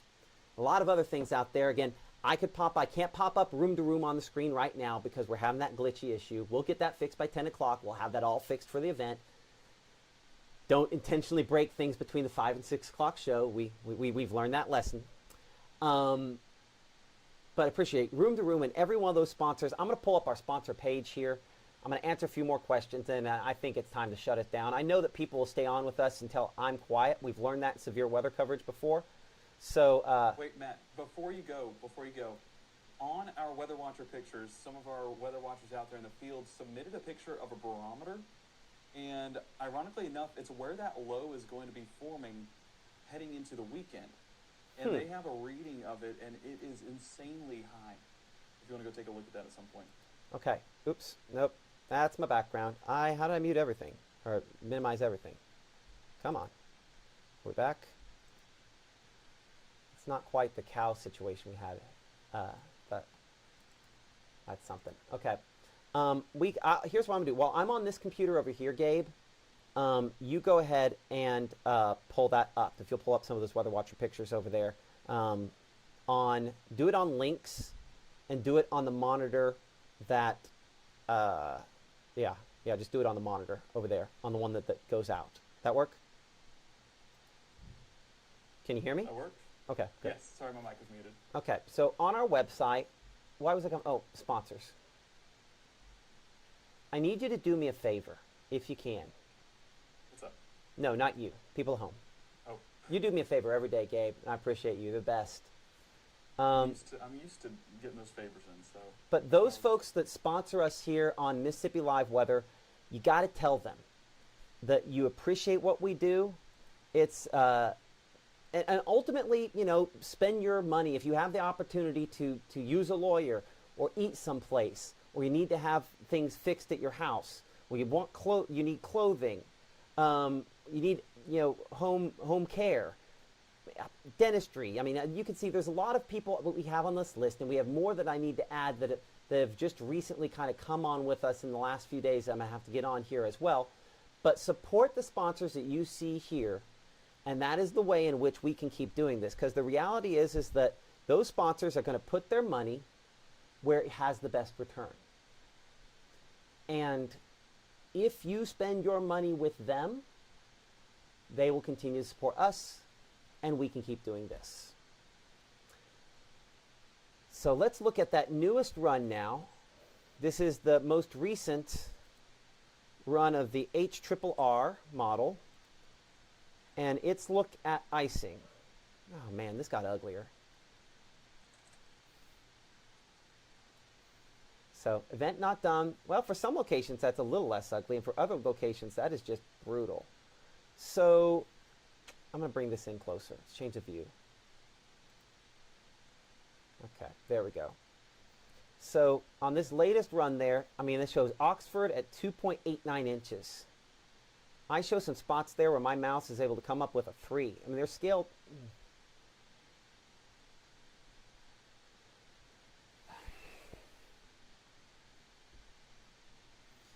I don't care what radial icing showed on the strike model. That number there. Now, I'm going to just say a prayer right now. Dear Jesus, let that not happen. Because that's real problems. That's over top of Yalobusha County, right over Water Valley. I had somebody earlier asking about Water Valley. Man, I'm hoping that's not the case. That's that peak impact zone. And you might, it's easy to look at that and say, we're over here in, I need to go a little wider so it fits. oh man, I'm over here in Itawamba County. I'm in good shape. If this were any normal ice event, let's see Fulton. That shows an inch of ice. I have never shown a graphic on the air in my time at the TV station or here or Texas or when I was interning in college that had one on there that had an inch of ice on it. I think when that would be the case, we would typically move it down a little bit. We wouldn't have high confidence. I've never shown an inch of ice. So it would be easy to look at this and say, oh, in Franklin County, in Marion County, in Itawamba County, even in Monroe County, we're fine because it's not this. This is crippling ice.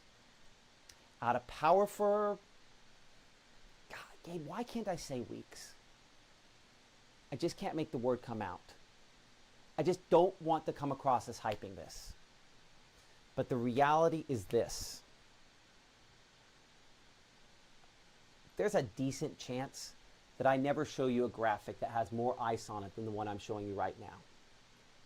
This is probably the highest amount of ice I'll ever show you on a graphic again, unless the model comes back with even more at 10.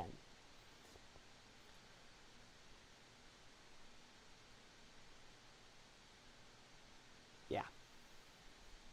So, looking at the chat here, folks asking when it's going to start. Let's get back to that. Are we good to where we can come back to some of the pictures over there, Gabe, at this point yet? All set.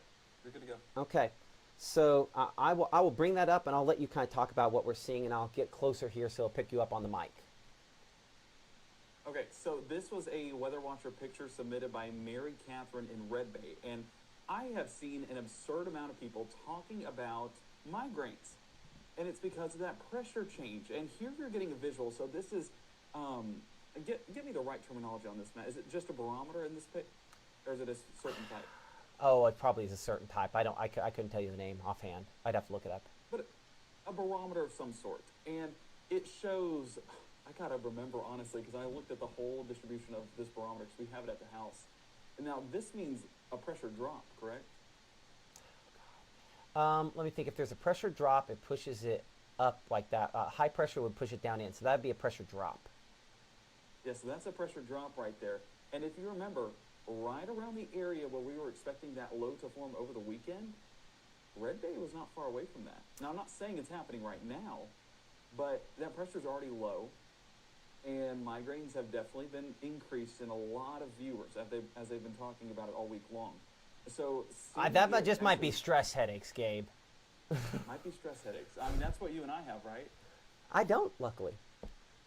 Well, that makes one of us. Because looking at that latest ice total, whoo, it got stronger. Yeah. Okay, go to the next one. So the next one, it's just a beautiful sunset. And might I add, might be a little bit of time before we get to see a beautiful sunset. So soak it in. Patsy in Okolona submitting this one. I mean, that's a great looking shot. And speaking of Okolona, great time at our Game of the Week yesterday. Big shout out to the Chieftains for winning our fan section of the week and our cheer squad of the week. So they showed up and just lost by 5 to an undefeated Calhoun City. So shout out them. They're having a good season. Definitely a contending team, but a beautiful sunset nonetheless. And as we take a look at that last sunset, well, I got to give a shout out to Casey Lott and the folks at Langston Lott for their for sponsoring our Game of the Week on that too. While we're at it, of course. And we plan on being at a game next week. Right now, will that change potentially? Jeremiah, I'm going to answer your question in a second. Go ahead. But I was just saying, yeah. Oh God, I didn't even think about that, Gabe. I know, isn't it wild that that's a possibility? And the possibility that we also have another winter system end of next week. One at a time, Matt. One at a time. Okay, so go ahead and talk about this one, and I will come back to your question. Well, I'm going to stop here real quick. We'll talk about this in a second. Yeah, Jeremiah was asking about the roof as his mobile home. 3 inches of ice is quite a bit of weight. Gabe, go to ChatGPT and see what it says the weight difference is between 3 inches of ice and not on that computer. No, not on that computer. I'm going to steal that computer back. But the weight difference between how much 3 inches of ice spread over a 25 by 80? I might be a little, no, 25 by 50. Yeah, area. Go one more time on that weight difference of 3 inches. First, how much does would 3 inches of ice spread over a 25-foot by 80-foot area weigh? And then we'll ask the same question about how much a foot of snow over that area would weigh. I want to see the comparison difference, because if we were talking about, like, say, a foot of snow there, I would have concerns about the roof. Ice weighs a lot. I don't know. Can you see the computer? I can't see the computer. Okay, so I asked how much would 3 inches of ice spread over a 25 by 85-foot area weigh? Is that what it was supposed to ask? Yeah. Okay, 30,400 pounds. Okay. What did it say for a foot of snow? So let me get that. I'll just copy and paste. 3 inches? Yeah. No. Foot. Foot, okay. 3 inches of ice versus a foot of snow.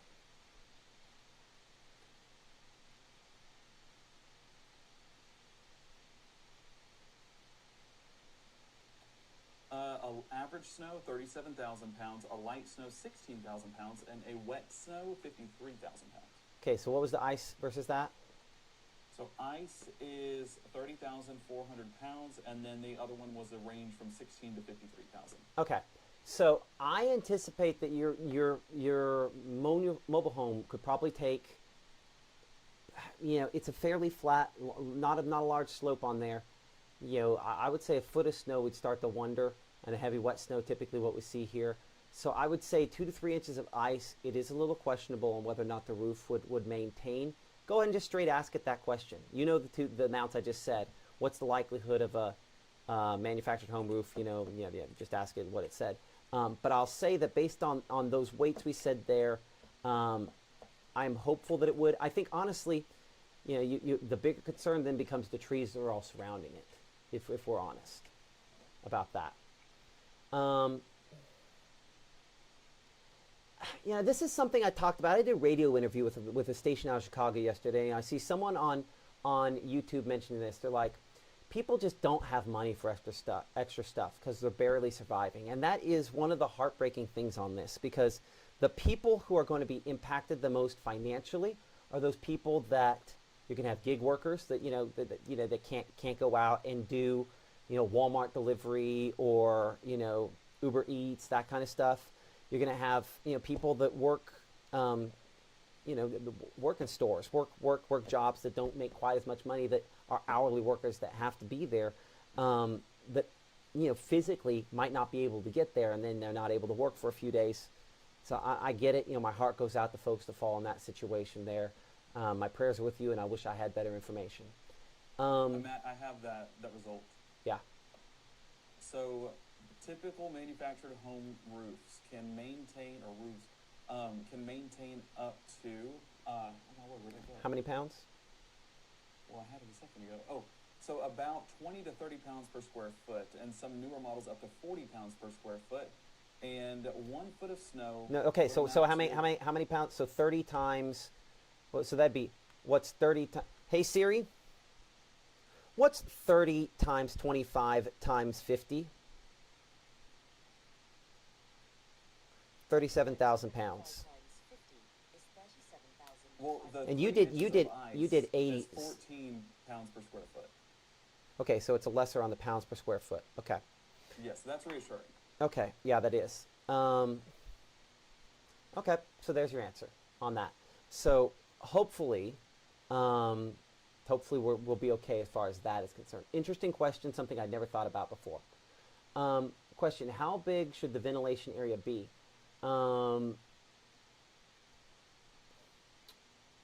Let's be clear. Maggie's asking how good a different Maggie asking how good the ventilation be. How big should it be? I'll say that if you were attempting to ventilate that, I would take Maggie that answer to ChatGPT myself and answer that. But I think the most important thing is if you're making a reasonable attempt at ventilation, you're in better shape than most. The big thing I'm just trying to get across is we have to be thinking in some way, shape, or form about ventilation when we talk about these heaters that burn fossil fuels of some kind, because they all are carbon-based and they produce carbon monoxide through part of the inefficiency of that burning. So I would definitely say that that you need to make sure that you're doing some kind of ventilation, and how much. I would probably ask, some specifics on that. But if you're doing some ventilation, you're a lot better than most.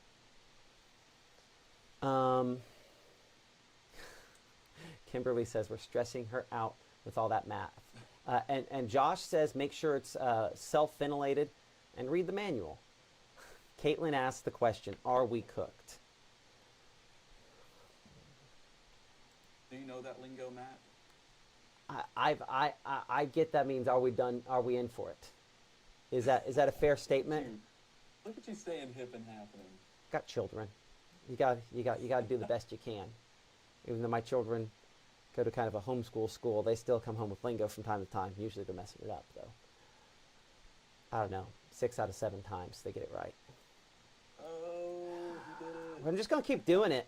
This is how we defeat it, people. You say it to them. Then they'll give up. You know, Do I think we'll lose power in Tupelo? We are freezer burnt. That's right. Do I think we'll lose power in Tupelo? I am expecting that I'm on the city limit. I'm just outside the city limits of Tupelo. I'm expecting I'll probably lose power. I would in no way be shocked if people in Tupelo lost power. But there's a lot of great people out there that have worked very hard to prep for this, and hopefully those preparations pay off. But I wouldn't at all be shocked if Tupelo lost power. Hey Matt, real quick, folks in chat, can they still hear me? Or yeah, I mean in theory. Well, you can ask again after I say it. Clarksdale showing precipitation. Let's actually look I'm at radar. curious. We haven't done that. If it's reaching the surface. Okay, so I see what you're seeing over there. I'm going to go to the Memphis radar site. Precipitation Which, with mode. how dry it is, I wouldn't be shocked at all if it's elevated. So I'm going to take it back and put on basically all of it. And yeah, we're showing some here, but this is pretty light stuff. I would say the majority of that is probably not making it to the ground there in Clarksdale. But you know the beauty of that, Gabe? Do you know how we answer that question, Gabe? Take me home. Take me home. Let's pull up a camera. So this one is there along Mississippi River. At least some of those cameras working. I don't see a whole lot there. Let's actually look I've in. got cameras pulled up behind the scenes. I can look. Let's look in Clarksdale. We're looking down. No, I don't see much.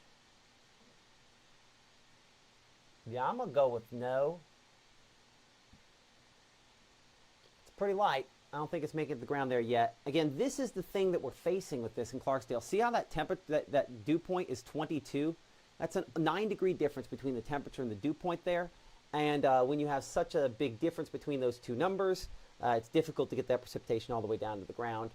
So I would say the answer is probably no. It's still trying to saturate the atmosphere, but that does tell me that it is going to get it to the surface at some point here, and it will be frozen.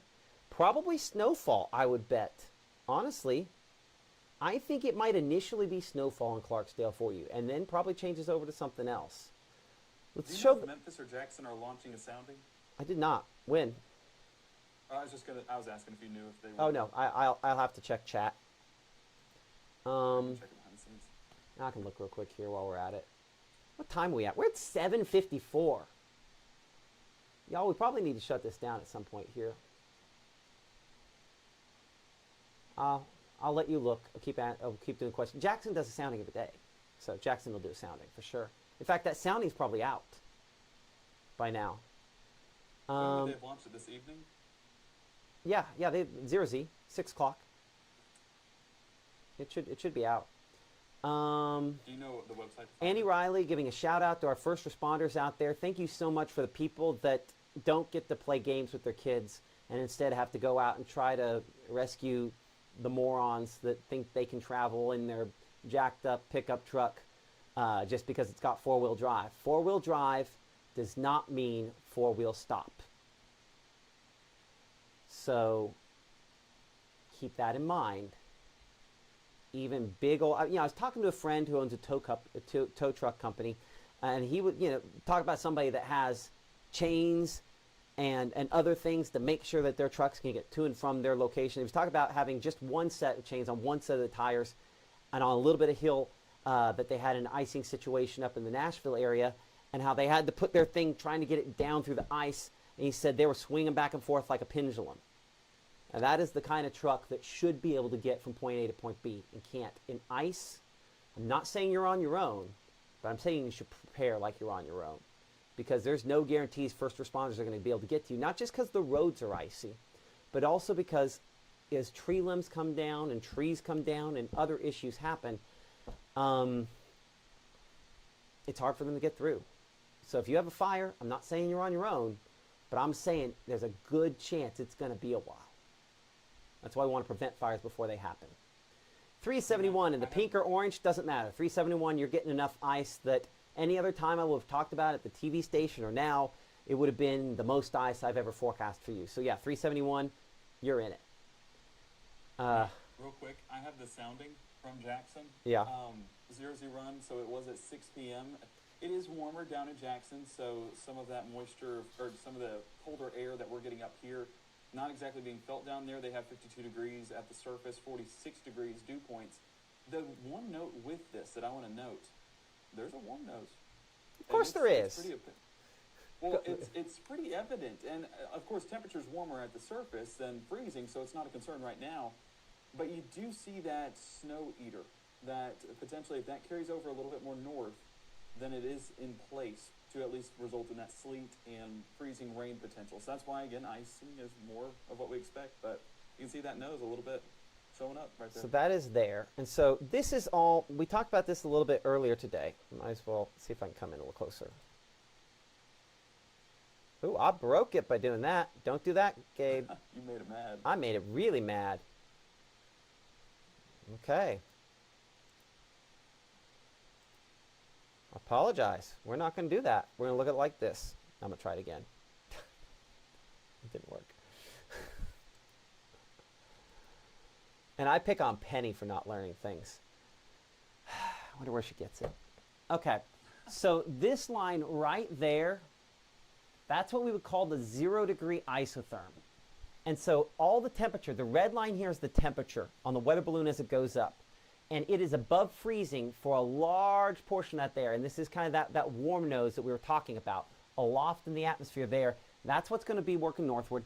That's our snow eater and all the issues that we're going to have related to that, unfortunately. I'm going to read something here behind the scenes. Give me just a second.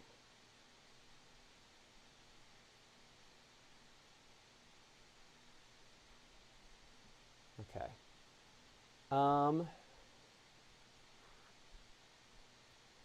Okay, let's see here. Is there something wrong with your mic? Because I barely hear you. Let's double check. You're barely going to hear Gabe. Talking about me. We do have an issue with Gabe's mic and the stream getting jiggy behind the scenes. Yeah, absolutely. We're always going to shout out those first responders. They put their lives on the line for us, make smart choices so they can make it back home to their families. It's that simple. Okay, so again, Clarksdale, not a lot there. We'll go back here to the regular kind of rainfall precipitation mode. I have this in the mode where it picks up all the different types of precipitation. If I cut it down to what's maybe more reasonably getting closer to the ground, which would be about 15 dBZs. This is 10, 11, 12. Most of that's probably not making it to the ground. So I'll kind of fade that out there. There we go. So there's some of that maybe getting close to the ground, but it's trying to saturate things. But that's kind of the first of our wintry mix there. I'm going to use something we call, where's it at here? Which it does line up very well with the HRRR in the positioning. Mm-hmm. So this does show the potential that maybe using our winter threats that we're showing hail. That's apparently it's the wrong color. I got to fix that color table. That is clearly not hail. See, I know what that is. No. No, I took a color table and I copied it over, and it took the words with it. We're gonna. Oh man, that's gonna take a while. We're not 100 miles an hour in Arkansas, are we? We're definitely not. That's something that I took somebody else's color table and I broke it. So, oops. Let's go to a color table that doesn't match. So this one will actually work right. So So that shows that's still primarily, I think, rainfall based on that color table. No, that does show that's some kind of a mix. Let's try this. There, that's more reasonable. So this is showing, a trace to 1/10 of an inch of wintry precipitation per hour out of this. I guess that's a reminder to myself that even light wintry precipitation can cause icing, and that can cause problems. So there is, again, some of that that's moving in from the west, and it's going to cause some And it is issues cold tonight. enough in Clarksdale at the surface. It's cold enough, so that shows that potentially is more icing than anything else at this point, looking at our winter threats there. So again, there's a lot of winter products here we're going to learn more how to use coming up here in the next couple of days, because we haven't had wintry weather. So, no. Okay. What about wind? Thank you for asking. When does it actually start in the Golden Triangle? Let's answer that first. The rain is going to start tonight, and there will be some mix in the Golden Triangle tonight. We're hopeful that temperatures increase through the day tomorrow, and then you go back to rain and maybe stay mostly rain for Columbus. West Point, Starkville, it's a different story. That's where that threats map comes in. Where are the temperatures right now? I should be able to put those on here. It should be national in those high-rise Yeah. towns. And again, the thing to remember about this data, Gabe, is this is interpolation. So, Okay. we will, at some point here soon, assuming things calm down enough for that to ever happen, we'll be getting some live reporting stations at where these camera sites are. We showed about 30, and again, that's pretty close there.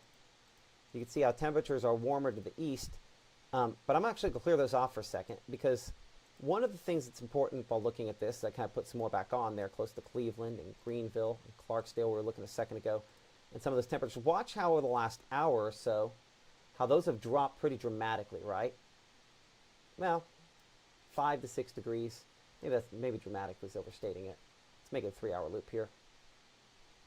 But the reason those have dropped like they have is because as that moisture is falling in, it's cooling it. That evaporative cooling is getting that temperature to drop a little bit. I say that now, that's not necessarily the case, at least not on this here. So I think we need real data to work off of instead of interpolated data. Okay. Now I need to I was gonna answer something a minute ago and I forgot. Winds. Winds. Thank you. Okay, so wind. Which do make it have a wind chill. There's a It wind feels chill. awful outside right now. You were out there a minute ago? Yeah, I needed some fresh air. You're not feeling sick to your stomach, are you? I'm not sick to my stomach over anything other than the forecast, but Well, I'm glad to hear that. We do NDFD wind gusts. So we have some data that's been massaged a little bit. Okay, so Saturday, there's some of our winds. The reason you have some holes and stuff here is, and I actually legitimately need to shut this down here in a minute. But we have, I don't know. I don't know how I feel about this. Is it because we have cyclogenesis happening overhead, it's not as breezy? That doesn't necessarily make sense. I don't necessarily agree with this. Let's get rid of this. I don't agree with that.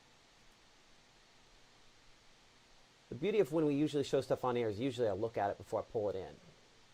Let's try this, see if it's a little better. That's only 18-hour winds. We'll fix that. Other things in the chat while I'm trying to make this work. Gabe? I cannot see the chat. Oh. You should be able to pull it up on vMix. Let me try it. So me exporting it over, like merging it over, it will not take you off. It's not going to be, no, I'm not, no. You're isolated on, I'm broadcasting just from my laptop here. Okay. Yeah, we're going to need to shut this down here in a minute because my brain has started to shut down and I need to get it back working again for the next broadcast. So yeah, see this, there we go. That seems more reasonable on the wind. Okay. So that's the best news I could tell you. Oh, that's future wind speeds. That's not gusts. I need wind gusts. Kind of the peak. Okay, that's part of the reason there's some enhancements there. It's like, what is your potential peak wind gust at any point in time? The numbers on top are incorrect. Let's go find wind gusts. Matt, I may need your help finding which or where that. Don't worry about it. Anyway, there's wind. It's going to be, if you look at double boxes or boxes at the very bottom, one of the two at the very bottom is what it should be. In boxes? Under boxes at the very bottom, one of those two is where it should be. And again, you can take anything and it's not going to show up on the air. Okay, so wind gusts. We're going to take this out a little farther. Go out 48 hours. And the numbers on top might stop up. I will say this, talking about some hacks for potential power outages. Okay. Might be common knowledge. Okay, just real quick, this isn't going to get us sued, is it? I don't think so. It's not going to kill anybody, is it? It's not going to kill anybody. Okay. And if you disagree, then feel free to cut me off and say, Gabe, that wraps you up and you need to go take a break. No, filling up the bathtub with water. And if you lose the ability to flush, then you can use that water. That's an option. Well, I heard it today and I was like, that is mind-blowing. But here's the reason I wouldn't do that. Is because what that's going to instantly do is start draining water towers. And if the power goes out, and everyone's like, I got to fill my bathtub right now, that then takes what would have been a normal system to be able to get water, and then it drains the water towers, and now you're drinking out of your bathtub. Let's not do that. So Don't do that, anybody. I would say that while that is a hack, I don't think that's probably the right choice on that. That's true. So anyway, that's just, my passing opinion there. Take it for what it's worth. It's what you paid for it. What about the Soto County area? How long could the roads be impacted? For a while there. Expect to be where you're at for a little while. So depending on where you're at, it's going to be ongoing before dawn for some spots who are asking where the worst part is tomorrow. How would you lose your ability to flush? Someone was asking. So water towers work with pumps that pump water up into the tower when it drops to a certain level. That process happens over over a period of time. If everyone starts filling up their bathtubs, just like what happened with toilet paper, do you need that much toilet paper like we had in COVID? If we just all buy toilet paper at a normal pace, we've been fine. If we all just use water at a normal pace, we'll be fine as well. So you lose the ability to flush. If your water pressure goes down, your water pressure goes down. If everybody freaks out and fills their bathtubs up, and because they need to flush the toilet eventually. You're welcome for starting this conversation. I know this is exactly what you wanted. Dear Jesus. Thank you so much for the blessing that is Gabe Maynard. Duck Hill, Montgomery County. Let's go back to the map here. As we see the city names kind of pop on, we'll head back to the source on that, and that is this. Duck Hill, you're solidly in the middle of rough. Rough is ice. Ice is bad. Smithville, you're not in good shape either. You're not as rough as our peak impacts here. And I think this graphic does a disservice because there's an implication I'm not in the orange, so I'm fine. That is not the case. If you're in the pink or the orange, that's most of us, you've got the potential for problems. This is a serious high-end ice storm. And the 94 comparisons are not unwarranted. I didn't live through 94. I'm not saying this is 94. And I miss Mr. DeLusick on a day like today. Because this is one of those days where I look at John and his wisdom just is helpful. Because this is when he says that one brilliant thing. One thing I do miss. Not a lot of other things, but I do miss that. So we have not talked timing in well over an hour. So I think we can go back, hit that, and probably wrap things up. And this new model run should take us all the way through the 6 o'clock hour on Sunday.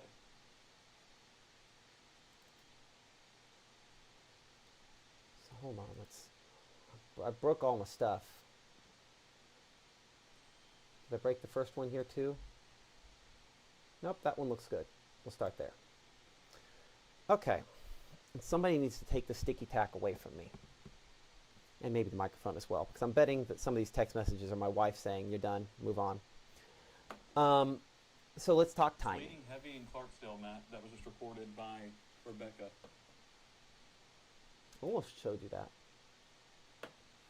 So let's pull up our camera there in Clarksdale. Sorry, that's not Clarksdale. I keep pulling up the Helena, West Helena cameras there.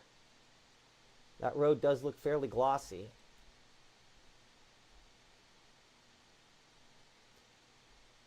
Clarksdale last image. Hard to tell on that camera at this moment. Do you have the ability to zoom that in toward the ground, Gabe? I'd have to pull it up, see if the page is still open on the BAM computer. Yeah, I see Summer saying, if you're in the viewing area, or at least what we consider our viewing area, and I know that I've seen some folks on there say, hey, I'm in Virginia and watching. Thank you so much for watching, supporting us here on Mississippi Live. But, you know, obviously, the primary viewing area, and that's what she's kind of referring to there. Yeah, I would say all locations in the primary viewing area, with the exception of down here, Macon, and maybe if we're lucky, locations closer to Columbus.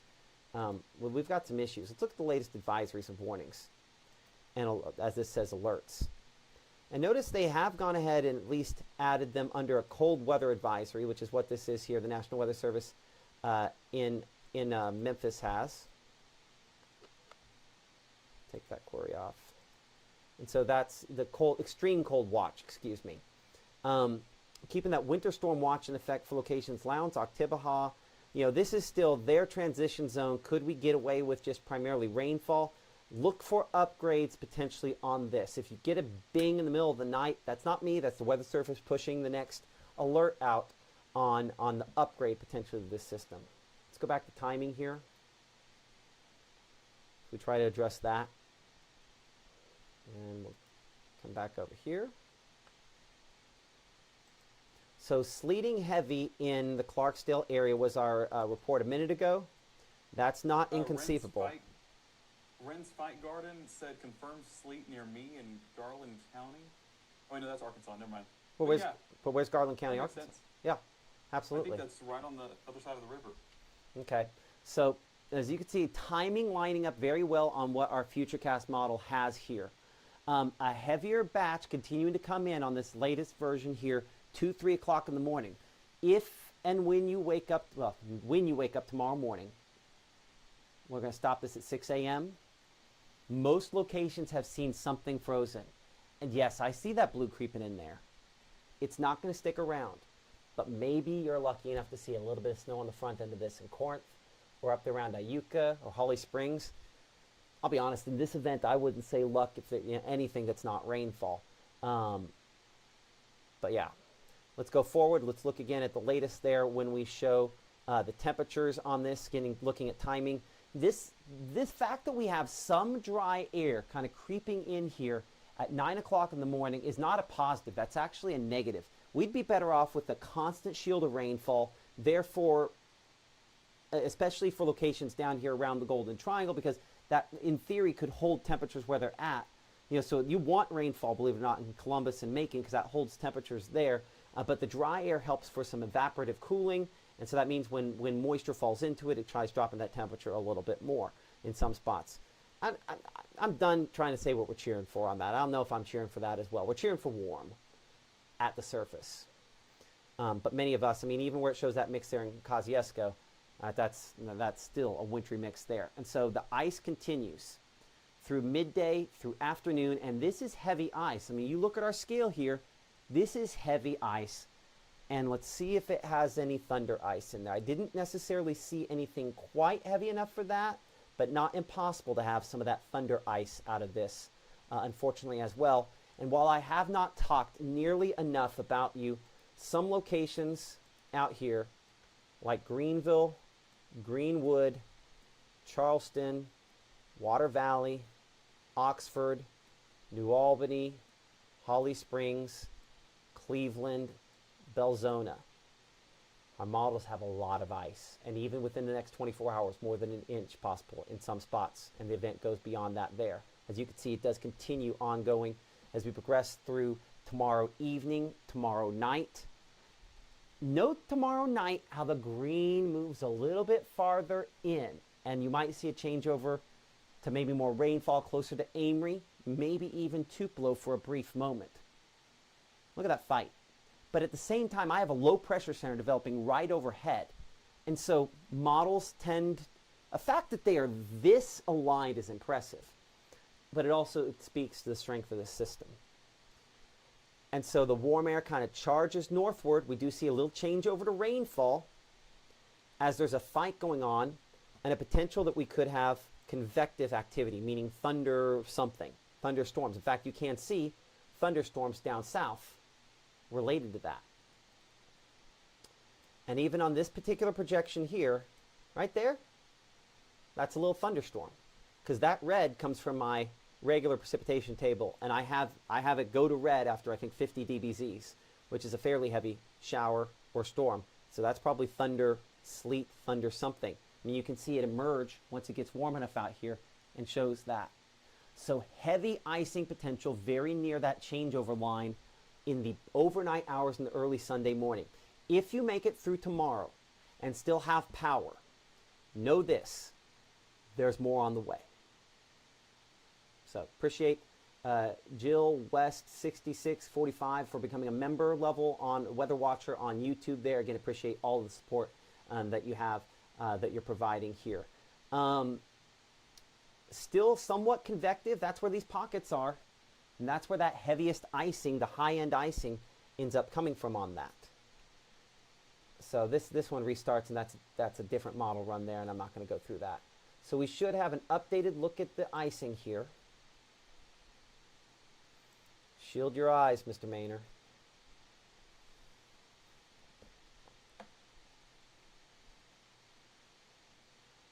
No, I don't know if that's updated or not. Let me go back and double check. That's the same one as the last time. Still bad, but Let's double check.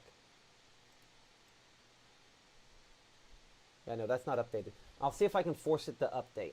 Give me a moment. Oh, because I forced it to be that. So let's go. Okay. There you go. That's okay. Is that through the end of the event? No, that's through 1 p.m. Sunday, which hopefully is the end.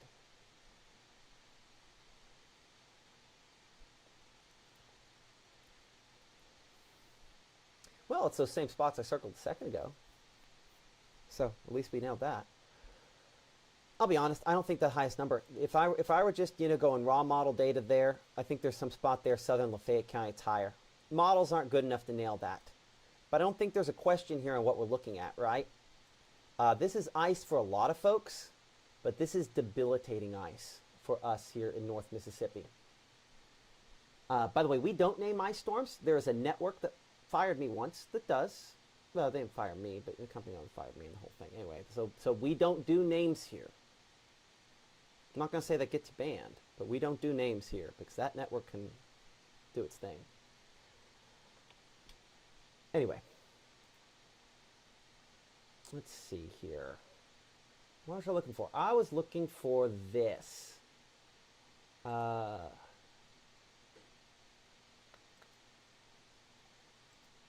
This winter impact graphic.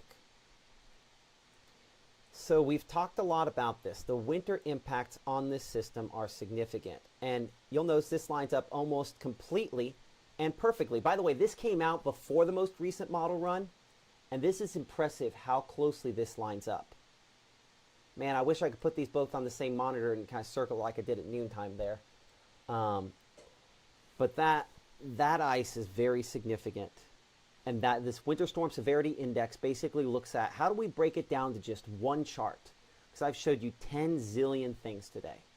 How do you break it down to one chart and say where is it going to be bad? And the fact this kicks in as extreme on such a large area, power outages, issues with travel, and in particular ice accumulation and ice impacts, and especially through Sunday, Saturday into Sunday is when we can have some of the most significant impacts. So this says Friday PM to Monday PM. Ultimately, it's tonight, tomorrow, and through a good chunk of your Sunday. Thank you, Caleb. Appreciate that. Thank you all for your support, for watching us. I'm going to shut it down there, give my brain a break. We'll look at future forecasts. I'll be perfectly honest. You've seen some of what we will show you at 10 o'clock here in the Room to Room Weather Center. We'll break down more on that. We're going to fix all the glitchiness. And if you're watching in the app, don't be shocked if we pop on a few times here trying to figure out what the glitchiness is, if we can clean that up there. Sorry that we've had that, but we'll make it work. Thank you so much for supporting us. We will see you coming up here during our 10 o'clock broadcast. Be safe, be smart, take care of one another, check on the elderly. Now, by the way, if you know homebound and elderly that are in your sphere of influence, check on them now. Strongly consider bringing them to your place, because once the power goes out, once the phones stop working, we do have radio partners. Wizard 106. Again, we do the forecast for them. The iHeart radio stations here in North Mississippi. We do have partners there. I can't say for sure that we're going to do a whole lot of stuff there, but Wizard 106.7 FM, 99.3 Big, 99.3, 92.5 The Beat, and on AM radio 1060 WKMQ. Now, that does not mean we're going to be on all those all the time. In fact, we might not be on all those much of the time. But if we do get into a major situation where we need to communicate life impacting information, 106.7 FM has backup generator there. Hopefully, if we lose power, that helps us to a certain extent. There are other ways, failure mechanisms, just like what we have here. But 106.7 FM, and I would say that 1060 AM. And you might not even have an AM radio. My truck doesn't have one, believe it or not. But 1060 AM WKMQ. Be on there if we absolutely have to. And obviously, we'll be on here. Okay, we'll see you coming up at 10 o'clock. We're going to go and shut down I'll shut down the Facebook Lives and stuff on my end, Gabe, and then we'll take it back to 24-hour channel. I'm going to pray before we go because I think that's important. I'm going to put down the sticky tack. Put down the sticky tack.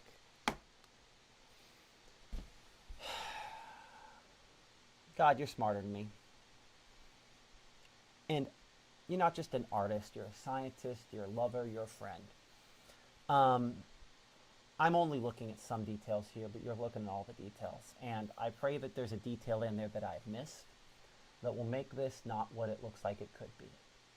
But God, if it is, allow people to use wisdom, allow them to find kindness in their heart for one another, and sometimes just the kindness for the people they're closest to, and just keep them safe.